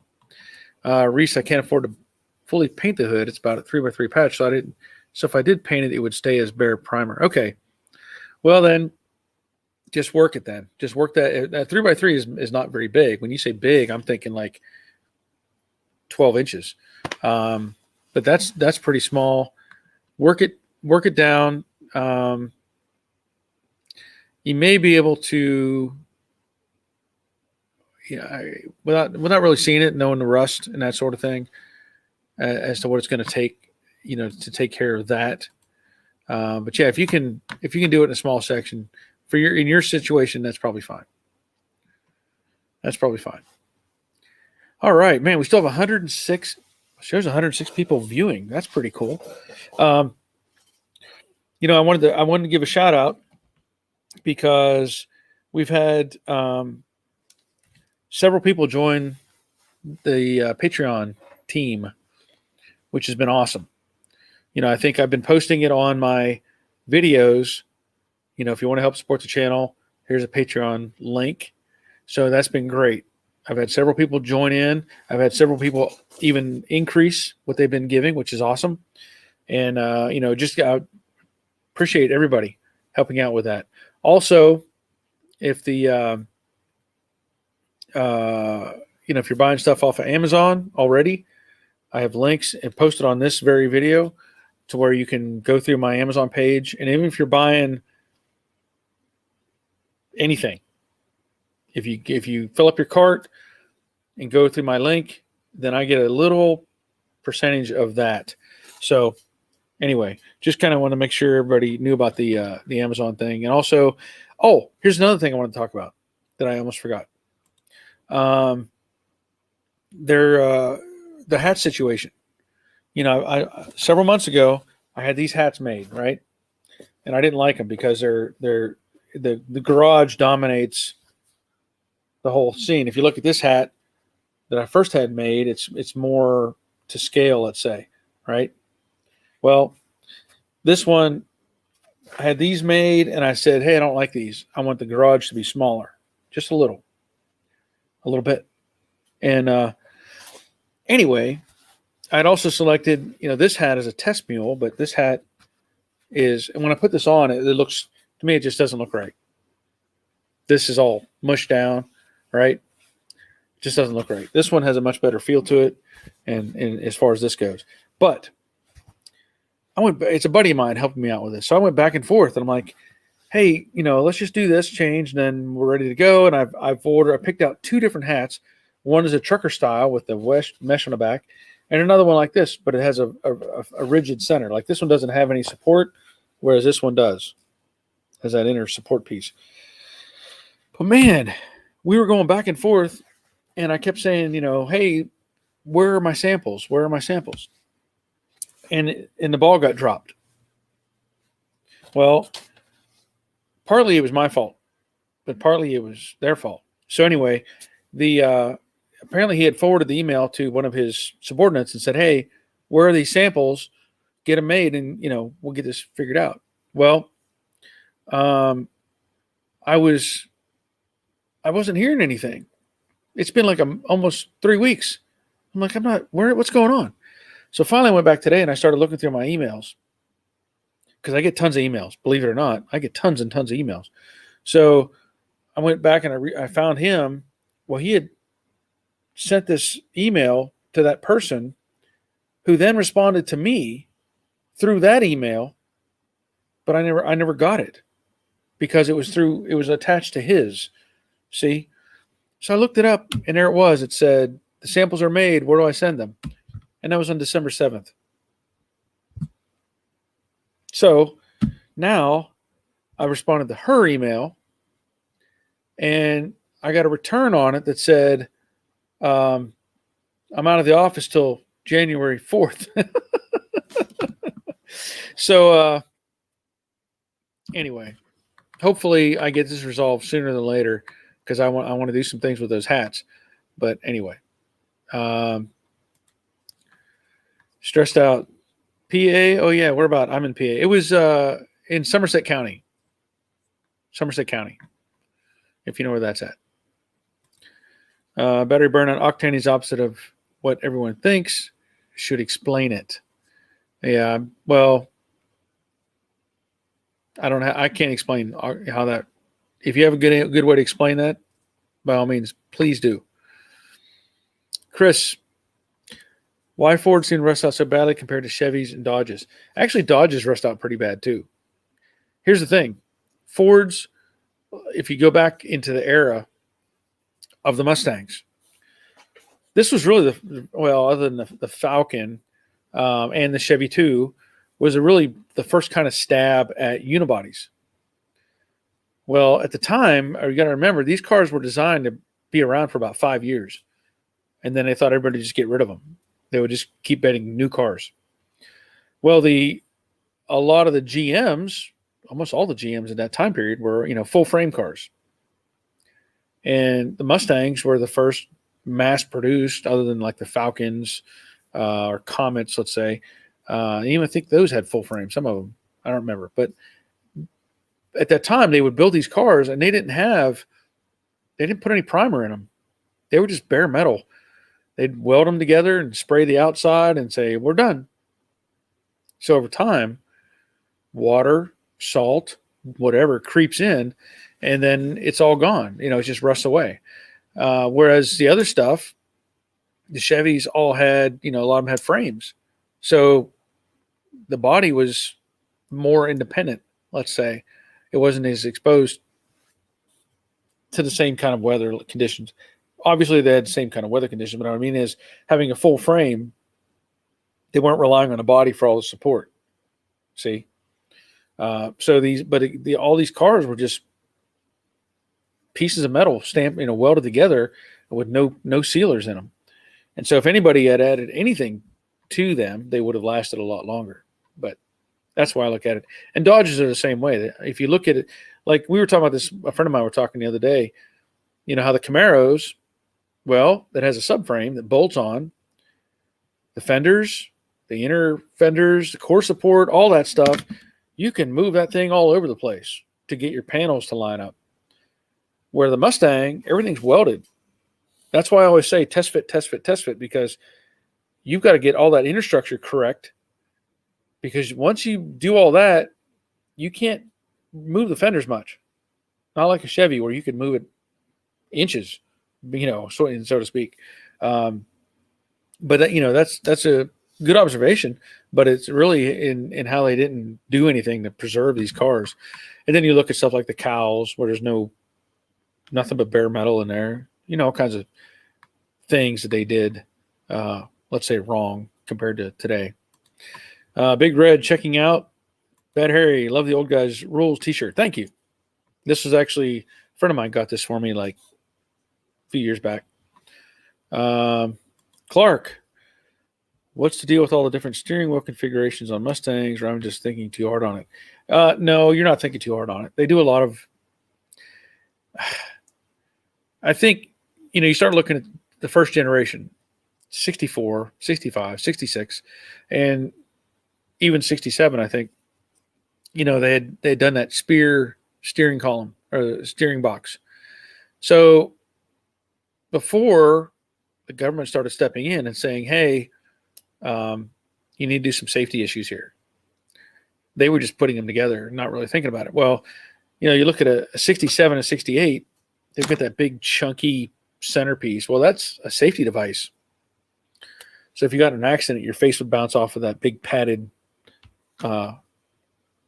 horn pad, whatever, which is just ugly as sin, in my opinion. I hate that thing. But I think that's where you start seeing those variations on the steering wheels.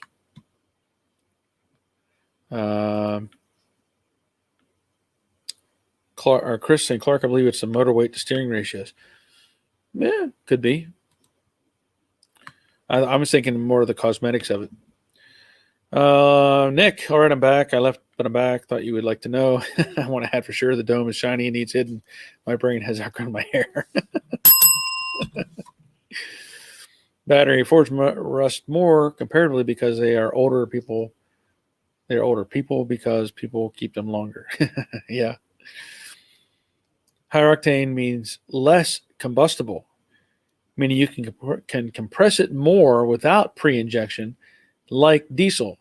So it is needed in higher compression engines and turbos.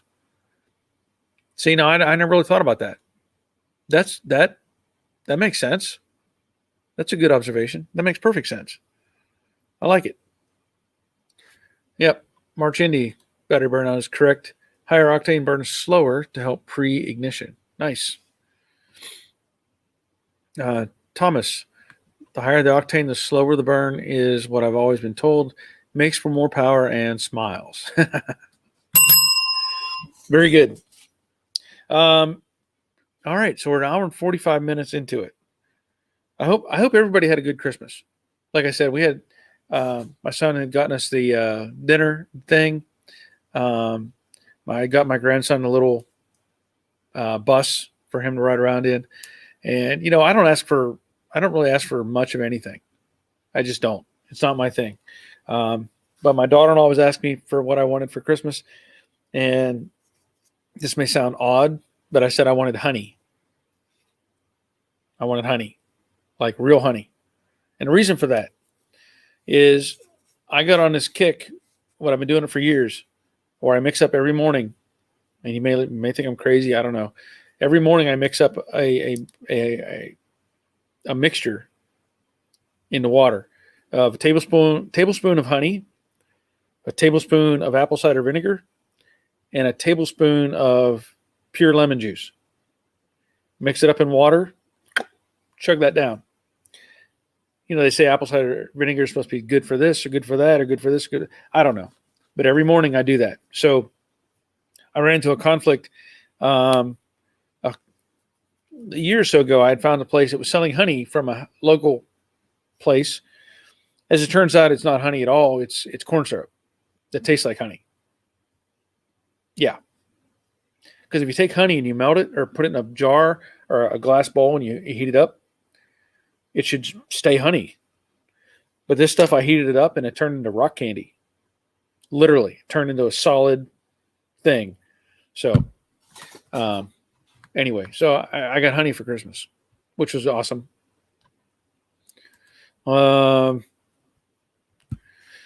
Chris Greenaway, I love the 77 Firebird. Fast around corners, best steering feel in my opinion. Yeah. I can't argue with that. Infernal Craftsman high octane gas has less BTUs. Yeah, we were at 106. We're down to 95 now. I mentioned honey and everybody left. Mike's, thank you, JJ, and everyone else for the good information. You're welcome. Nick, I made my aunt cry, but it was a good cry. It was a pretty good Christmas. I made my sister cry once. It wasn't good. I was not a very good younger brother. I was not good for my it was not a good Christmas that year. Robert, you enjoy the Brazilian steakhouse. Don't eat for a week before going. I have a 3D printer now. To make. You got an R in there instead of a K. Make stuff on. Cool. That's cool. So you can make my little logo. You can put my logo on, and we can make it for the grill of the Mustang, right? So it has JD's Garage instead of the Mustang. Battery burn on, never asked for anything Christmas. I just buy what I want. Life is good. Yeah. Well, that's just it. You know, I've always hated asking for something or saying I want this or I want that. I've always just hated it. I don't like it. I just don't like it. And then somebody gets you something and you feel guilty about it. That's why I am. I feel guilty about not getting here. I didn't get you anything. Thanks. I just don't like the whole thing. Next time we go to Greece, I will bring back some really good honey. I'm all over that. Goodmunder. I drink apple cider vinegar straight. It helps my joints. It also removes rust to a point. Good point. Hey, Goodmunder, another thing. I've learned this from somebody else, and I don't know. I can only take their word for it. Cherry juice.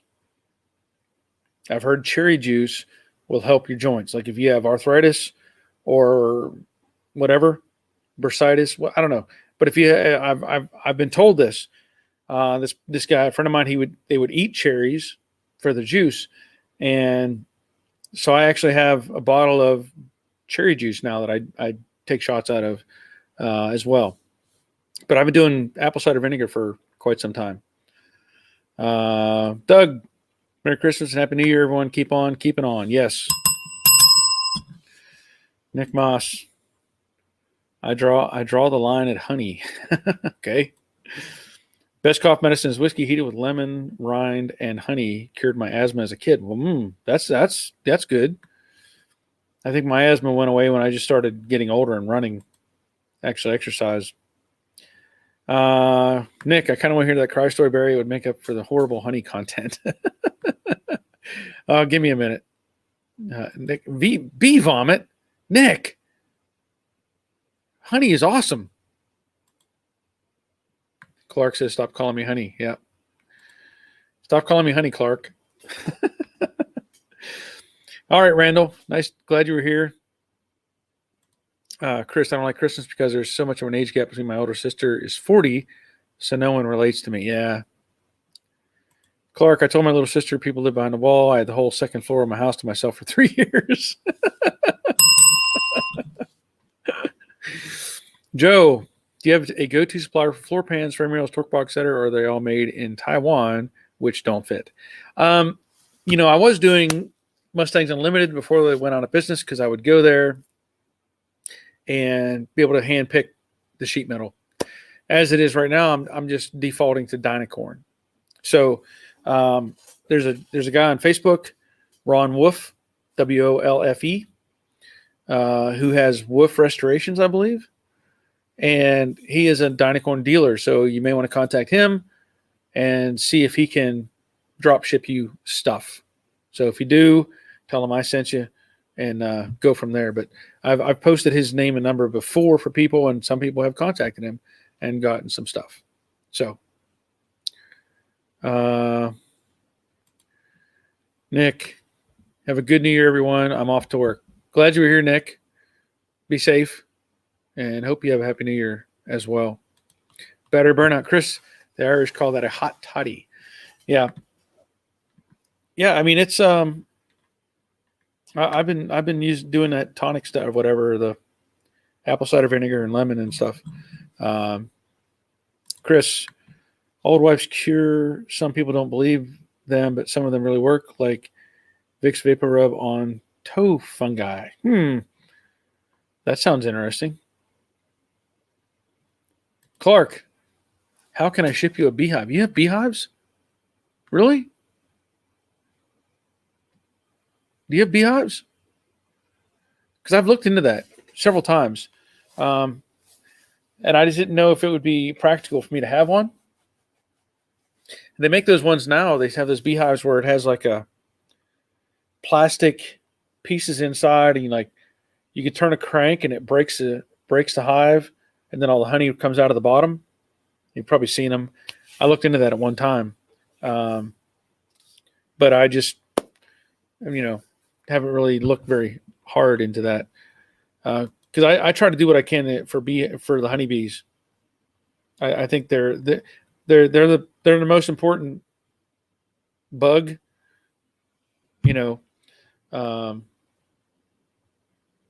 whatever we have on the planet. Honeybees are the most important creature we have on the planet. Honestly, we would be in bad shape if we lost our honeybees, and that's a fact. Chris, maybe ship you a paper wasp nest, empty, of course. Nah, that's okay.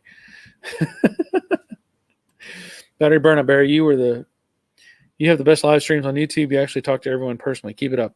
I try, man. And at times it's tough. I mean, I'll get stuff scrolling by, and I'm like, I gotta get caught up. Clark, not mine, but nearby. I don't think the neighbor would notice. Well, like I said, there's fake honey out there. This may sound stupid. I mean, like fake honey. There's a big market for fake honey, and it's really just corn syrup. It really is. And like I said, the test of it, if you took real honey and you put it in a microwave for like 15 seconds, it's going to stay liquid. It might evaporate some of the water or moisture out of it, but it's going to stay liquid. But the other stuff, it'll turn into rock candy. It'll turn into a solid mass. And I was so disgusted when I found out that these people are selling honey at their house, and it's really just corn syrup. And nothing I can do about it. Jeremy, do you recommend replacing full rear frame rails on a 65 Mustang or do the back half sections? My rails are rotted out before and after the leaf spring shackles. Ooh. Before and after? Okay. Or the back. Well, if the recent, well, you said are rusted out or rotted out before and after the leaf spring shackles. Okay. You can section if the rust is behind the wheel arch, and it's in the flat section. It's not that big of a deal to section out that bad stuff and put in a new piece. What I would recommend, if you're going to do that, when you remove the drop panel that goes in the trunk pan and the trunk drop off panel, and you make that piece that's going to join the frame rail. What I would recommend is putting internal plates in there, right? Because now you have a direct squared off. Normally you're going to cut it off square and butt the two pieces together, and you have one weld line, right? On the front rails, what I've done is with multiple pieces is I've offset the seam to help strengthen that. In this case, if you're going to do that, I would put in plates to spread the load and weld those plates in. And that way you're reinforcing where you have that cut line, because you don't want that to flex, obviously. So just something I would do. I don't want to do just a straight butt weld and be done with it. Even though you're going to have a top cap of the trunk drop-off panel, I would still add some inner structure in there. So, yeah, no reason you can't do that. Battery burnout, murder hornets. Anyone? Yeah, no thanks. Good Munder. Me and my wife looked into getting a hive, but I was worried about local code and annoyed neighbors. Yeah, I don't think I'd have a problem with that where I'm at, because I know there actually are people who have hives not far from me, and I wouldn't mind trying it, but I'd probably feel bad if they all died, because of something I didn't know what I was doing. Bellman, you putting a full exhaust on the Mustang? On which Mustang? I'm not sure what's going on with like the convertible, what we're doing for the exhaust on that.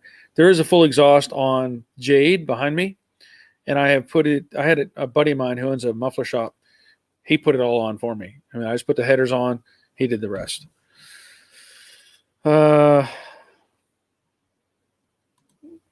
Asking, where are you from? I'm from Atlanta, Georgia is probably the closest reference I can give you on that. Chris lives in Ontario, pure maple syrup, pure honey everywhere. Yeah. Infernal Craftsman. I can get honey from local beekeepers here. May have to hand deliver some along with some brisket. You bring that, and I'll come up with some sides.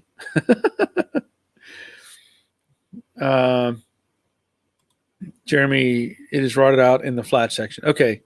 Yeah, similar to a fish plate, yes. But I just for looks, I'd put it on the inside because you can blend it out that way on the outside, But yeah, fish plate, yeah.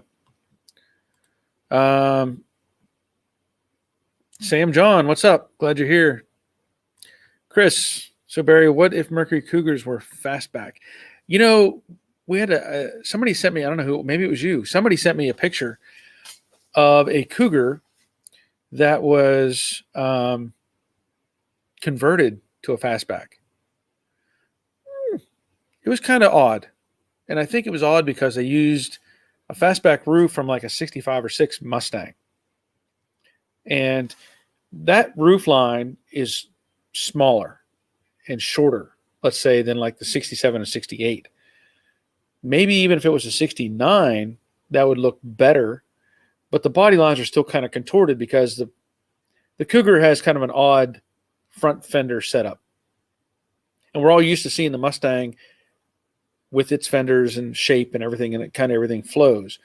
The Cougar, though, if they had used the 67 to, let's say, 70 fastback, I think it would have looked better.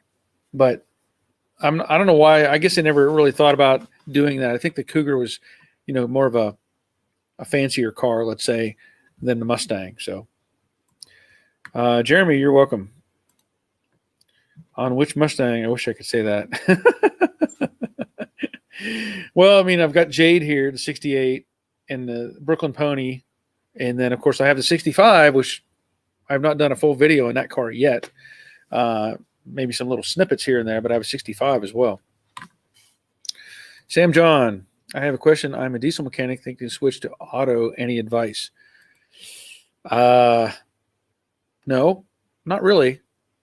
I mean, I don't know what the pay rates are for diesel mechanics versus auto mechanics. Typically, I would think diesel mechanic is a bit dirtier of a job, just from what I grasp of it. But I guess my question is, what's making you want to consider that? Are you tired of the diesel stuff and you just want to migrate over to something different? or is there pay incentive? You know, it's really hard to give you any good advice on that. But those are some of the thoughts that come to mind.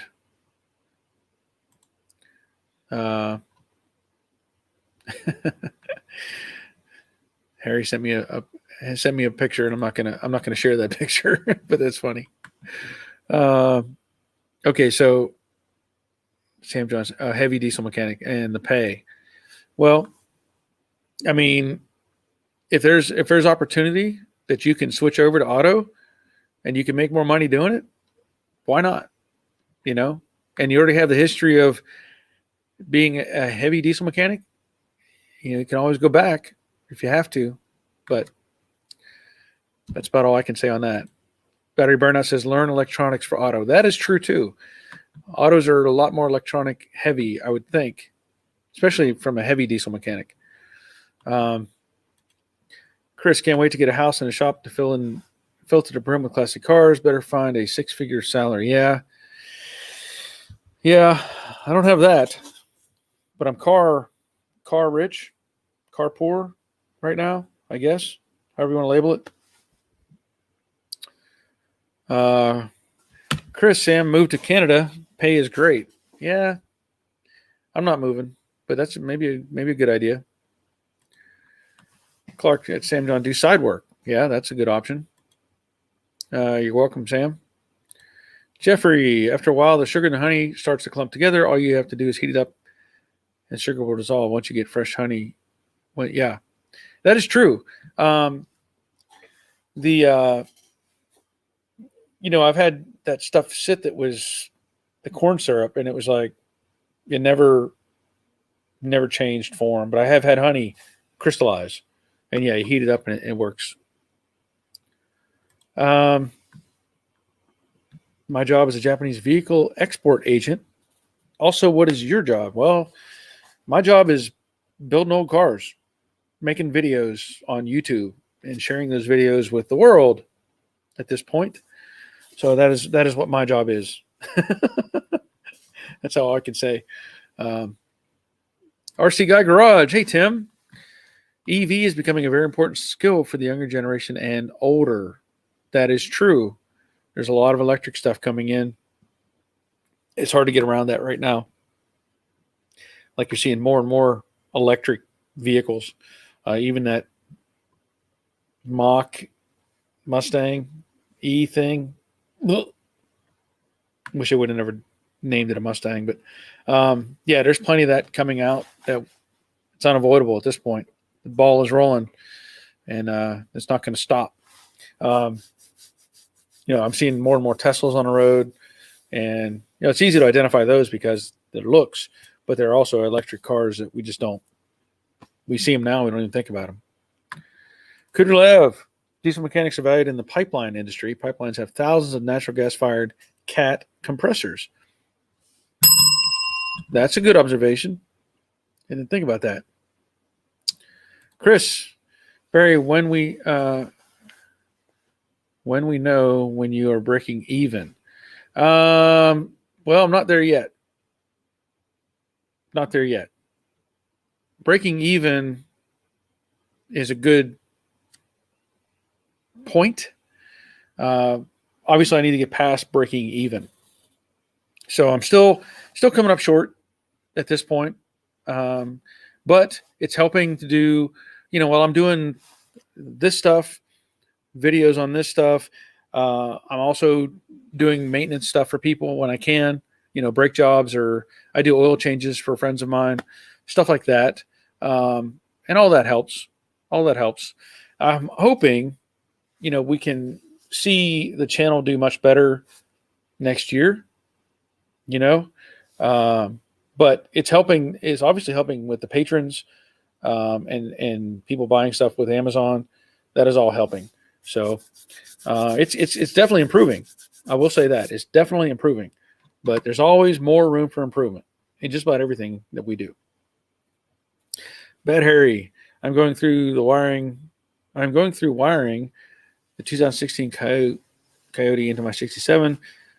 There has to be a good pay for doing wireless dirty work. Yeah. Yeah.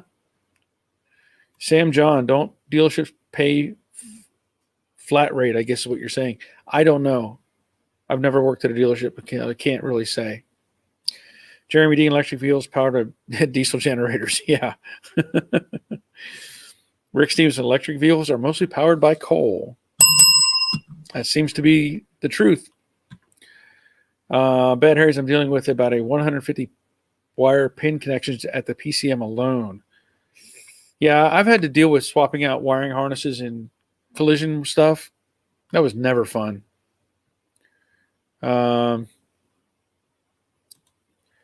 We have Kenyon C. Off topic. I'm in my garage, just installed a Borgeson steering kit in my 6.7 Fairlane, and the steering column is at an angle. Please help. Steering column is at an angle. Well, I guess the kit they offer for your car is probably the first question. And when you say the steering column is at an angle, what are you implying? Because the fixed location for the dash and the hole through the firewall are relative. I don't know that you can change that. So I'm not sure what's off with the situation when you say it's at an angle. Or is it side-to-side angle? Because my thought automatically goes to the angle like this, not the angle like this. So, Bellman, people think EV cars create less pollution, but they don't think about what goes into making those batteries. I read an article years ago talking about that, and it said, pound for pound, a Hummer actually has a smaller carbon footprint than a Prius because of all of the effort that it takes to make the batteries for the Prius. Over its lifetime, they said, the Hummer will actually have a smaller carbon footprint. But what do we know? RC guy, Tim, the video of the junkyard you did was great. Reminded me of my early teens. Yeah, thank you. Thank you for that. Oh, thank you, Tim. Got a little super sticker going there. Awesome. Appreciate that. Appreciate that. Oh, I got two super stickers. Thank you, Tim. That's awesome. That is awesome. Every little bit helps. Clark, at Sam John at the Pens. If it's privately owned, flat rate can be good for some brands. Dealers that are part of a traded stock can be tough. So there's some good information. Rick agrees with you, Tim. Okay, where are we at? Chris, love those 6M Fairlane bubble tops, fastbacks. Royal maroon is my favorite color. And I noticed you spelled color wrong. I'm joking. I understand. What is a super sticker? Randall, it's on your chat on the side. There should be like a little dollar symbol at the bottom of the chat box. If you click on that dollar symbol, it'll open up an options, and it'll give you, like, if you wanted to send a super sticker, it'll give you a dollar figure, whatever. Or if you wanted to do different things like a donation, it'll let you do that as well. And so that's how that works. It's on the bottom. I don't know how to point at it, but on the bottom of the chat strip, there should be like a little dollar symbol. And you click on that, and it'll open up and allow you to do different things. Let's see. Chris might need an adapter. That's a side part. I'm talking about that steering column. I guess. Chris, make it better. Public transit better than we don't need them. Well, that would be kind of true. Bob Shoemaker, now we're entering the replacement time for the EV cars. And what are we doing with that waste? Yes, that is another thing to consider.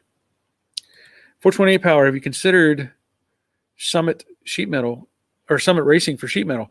Actually, or have you checked out Summit Racing for sheet metal? Actually, I have. I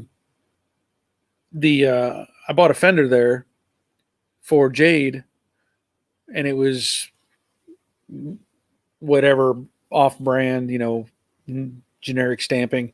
Clark, yeah, there you go, just like that. Thank you, man.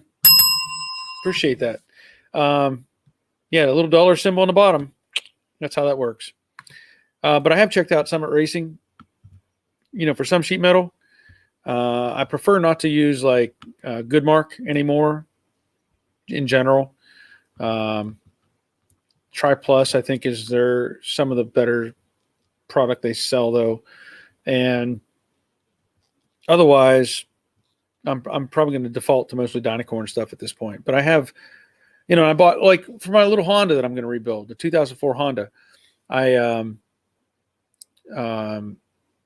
bought a bunch of sheet metal from them at Summit. Saved me on shipping. Kenyon, the Borgeson box is bigger than original. So it's bigger. So when you say it's at an angle, what's at an angle? What's fighting you on that? Because I did the Borgeson box on this car right here, the 68. And the only issue I had was, and some people may not like it, but there's a compression rod in the steering column that is designed for impact. So if you were to get in an accident, that rod would compress so that you plow into that steering column. It's supposed to help collapse it. And what I did is I tapped that rod up into the column somewhat until I got the length that I needed to compensate for that steering box. So maybe that'll help you. I don't know. I don't have, otherwise I don't have much of an answer for you, because that was a thing that I had, the only issue I had with mine. So Randall, man, thank you, sir. Thank you very much. I appreciate that. Kuderlev, electric vehicle drivers need to understand we don't generate baseload electric with wind or solar. It's mostly natural gas and coal-fired generation. Yes. And then, you look at the wind stuff, and I talked about this before. The windmills, when they decommission the blades because they're not worth, they don't function right anymore, whatever their lifespan is up, they're hauling them out west. They got a great big pit that they're throwing these blades in because they can't recycle them. Hello, now what? Stuff like that doesn't make sense either. See, I don't know how to say this. I'm going to say Japanese symbols, because I don't know how you would say that. Do you have a R32 GTR? No, but you can send me one. That would be awesome. If you send me one, I'll take it. Robert, for the most part, Summit does not carry good sheet metal. Floor pans are okay, but the rest is iffy at best. Yeah. Yep. All right. We have Clark. Battery burnout. Back to Christmas, I bought myself a cargo trailer and a Lear truck cap to help me get out from behind enemy lines and into my 6-car garage in Tennessee. That sounds like a plan. Again, Randall. Yes. Thank you, Randall. Kenyon. Yes, I hope that helps, because I had videos on that, and I showed that process where I had to modify the length of the steering column to compensate. Chris, never needed electric cars in the 50s and 60s. Greyhound used to travel anywhere. Here's another thing that we don't consider very much. There was a time period where we had trolley cars all over our cities. Remember those trolley cars? I don't really remember them, but I know that I've seen videos where they had these trolley cars, right? They ran up and down the streets. People could get on and off and whatever. And what they found out was, I don't know if it was Ford or GM or the big three or somebody got involved, because with all those trolley cars running, people weren't buying new cars. They didn't need cars.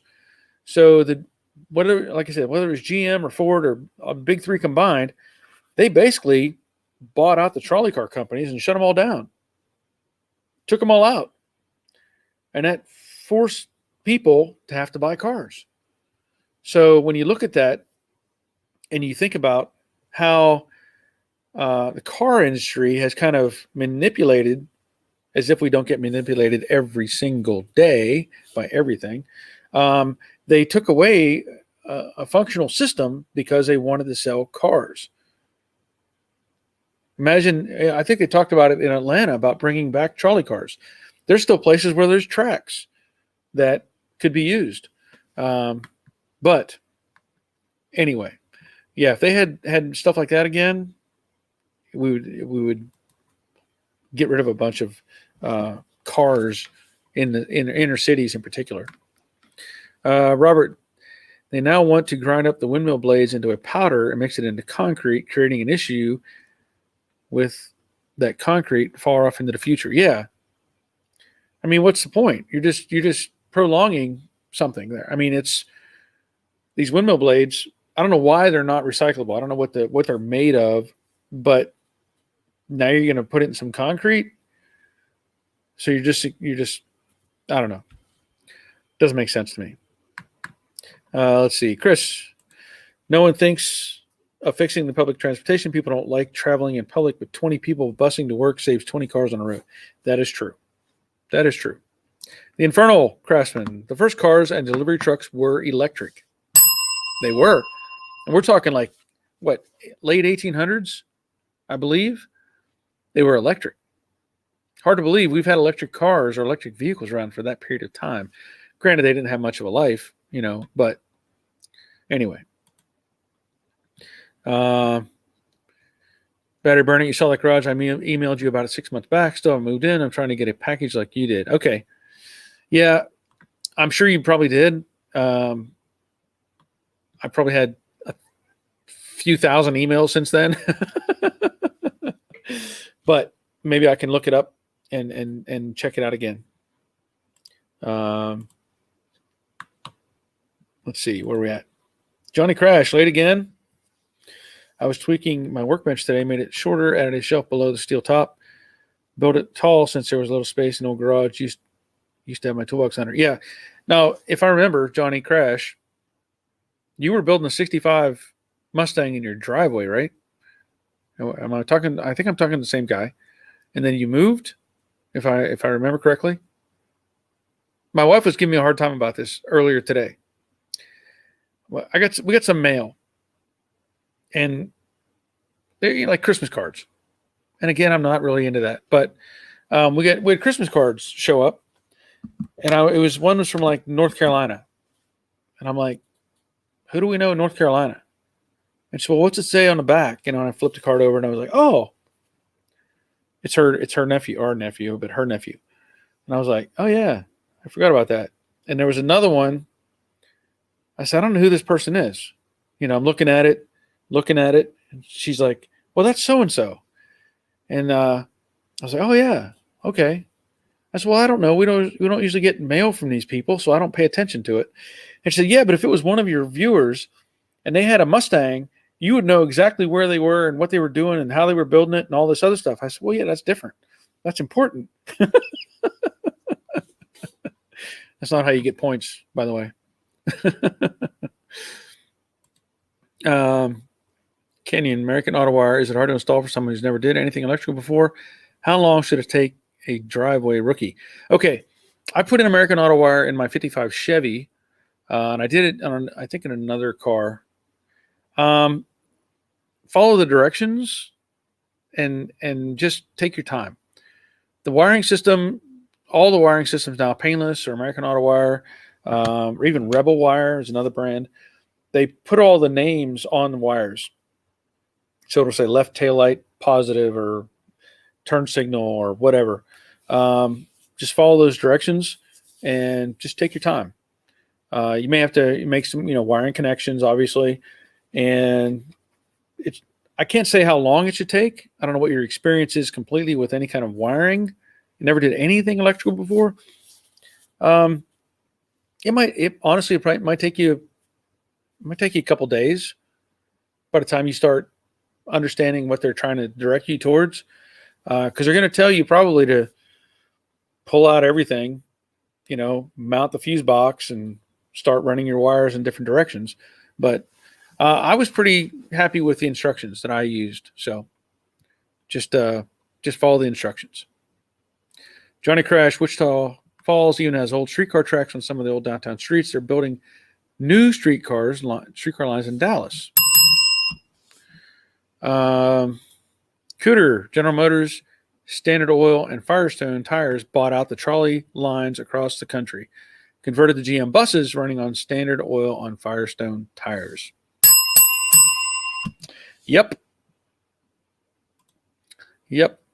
Clark Clifford, no, everyone needs a car. They should be required. Mechanic by trade. Yeah, that's how they work. That's just like the I think we talked about this a long time ago. GM came out with that EV, was it EV1? Sometime in the 90s. I think it was the EV1. The first production electric vehicle. And they only leased them because they wanted to experiment. So they only leased them. And they took all these EV1s and they leased them out to certain people. I actually tried to get one. I applied for it, and they didn't give me one. But those EV1s, there's a documentary called "Who Killed the Electric Car." So this is a different tangent, but they said "Who Killed the Electric Car" was the name of the EV1. And what they found out was, as people they started to like these cars. Well, the oil industry got involved, and they were like, "Wait a minute, no. We don't want that." Why? Well, because it wasn't burning gas. It didn't need an oil change. There was nothing, no antifreeze. There was no products to sell besides the electric vehicle, other than doing tires or lubricating some things. There was no maintenance. There was no extra stuff involved. So the oil companies got involved and are like, "Hey, GM, nix this now." So basically, they did.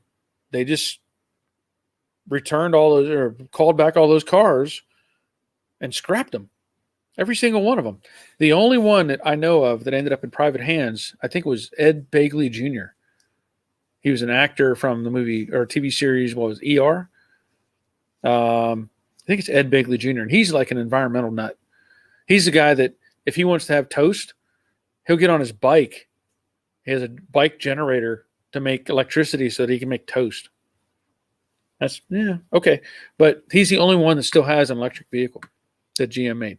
But they wanted rid of those things. They're like, no. We need to sell product. You can't do this. Greg, hi. Greg Workshop, hi. They can keep those electric cars. Yeah. I don't know how much long we can how long we can stay away from that.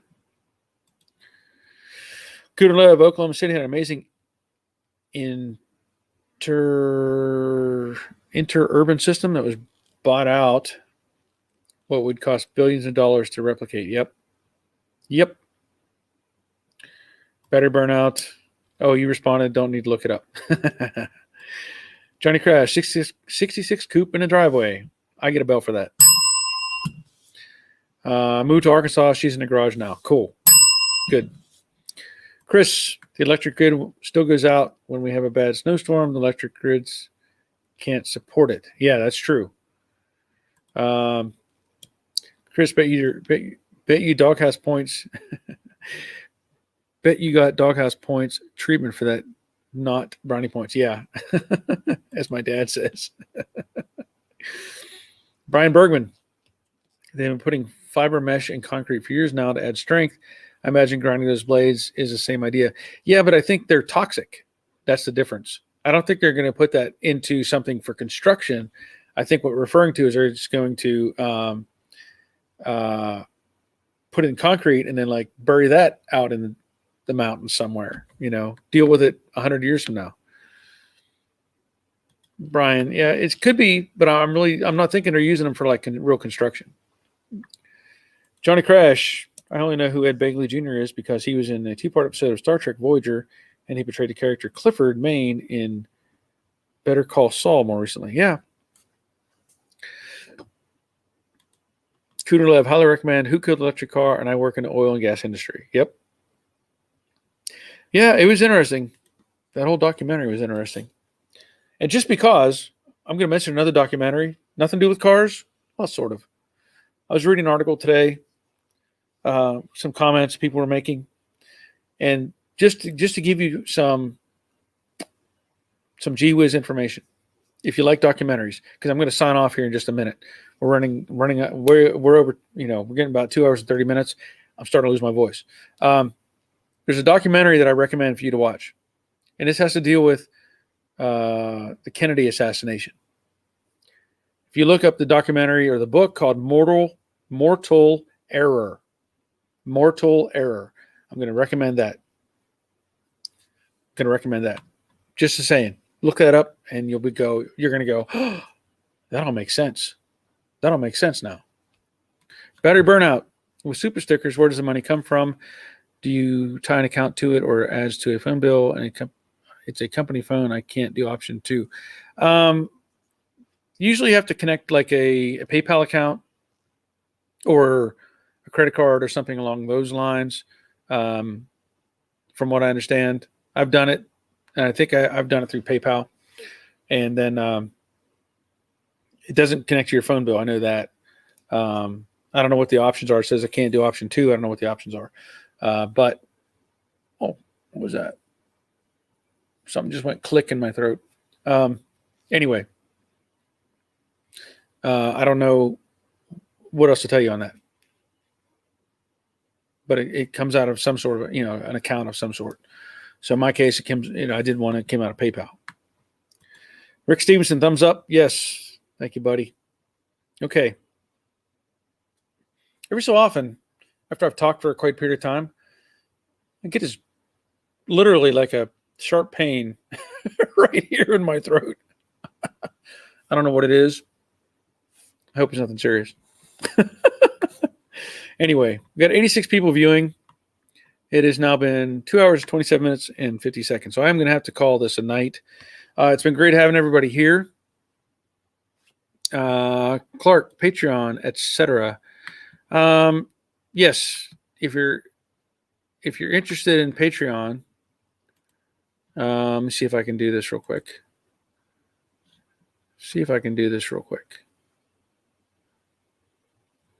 If you're interested,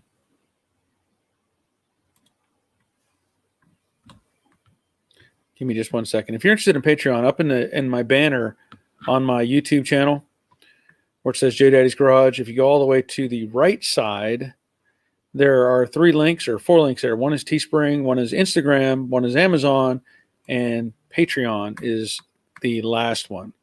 I'll post a link just because, and I'll post it here in the comments. So that'll come up. Basically, Patreon, it's independent of YouTube. It is a support environment for the channel. So basically, if you wanted to help support the channel, you can go to Patreon, and there's different tiers that you can sign up for. And it's not limited to the numbers they put up. So like for right now, I don't have very many. I don't there's like 2 levels or 3 levels or whatever. It's whatever they set up initially, and I just left it alone. I've had some people that join Patreon, and they give a lot more than what those numbers are that are shown. So, if you're at all interested in participating with that, that's fantastic. It helps the channel. Patreon does take a percentage, but it's really small compared to YouTube, where they basically take half of whatever I make off my videos. But again, it's their format, so I don't have much choice. How else am I going to do it? I think there's another option where if I swapped over all my videos to Vimeo, but then it would have to be full support from Patreon or patrons, as opposed to the way YouTube does it.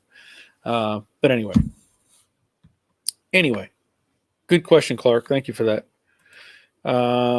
Johnny Crash, big news for my 66 friend, coworker. in Oklahoma City heard I was in need of an engine and offered me a complete 289 of another 66 coupe. My parents will bring it over in a couple weeks. Awesome. KG, in 2016 TV show Jay Leno's Garage presented an intact EV1 as part of the collection of filmmaker Francis Ford Coppola. The only intact EV1 was donated to the Smithsonian Institution. Cool. I don't know if I've seen that episode or not. According to internet. Yeah, I'm pretty sure it's Ed Begley Jr. still has one, though. He's the only private owner of one of those EV1s, and they told him, you can buy it, but you will never get any support for this car. So I think that's the situation on that. Nandu, have a good night, everyone. Happy New Year to all of you. Thank you. KG's Interwebs. Greg's Workshop checking out. Chris Greenaway, have a good one. Yes. We'll see you later. Bad Harry, good night. Happy New Year and all the best to you and your loved ones. Thank you, sir. Thank you very much. Okay. So we're going to call tonight. I will be back on, well, New Year's Eve, but at 3 o'clock. I'm not going to be up late. Well, I'll be up late, I guess. Maybe. I'm not going to be on live stream. I'll be doing probably my 3 p.m. Normal Thursday live stream, and we'll check in and see who shows up, have a chat, and go from there. Okay. That's going to be it. So, as usual, take care of yourselves. Hope you have a happy new year, and we'll see what kind of videos I come up with next. I do have one I made today. I have to edit. Pretty simple. I did brake job on my Ford Focus. Hey, it's not a Mustang, but it's a maintenance video, and people like maintenance videos, so I'm going to keep making that stuff as well. Thanks for checking in, and until next time, take care of yourselves. See ya.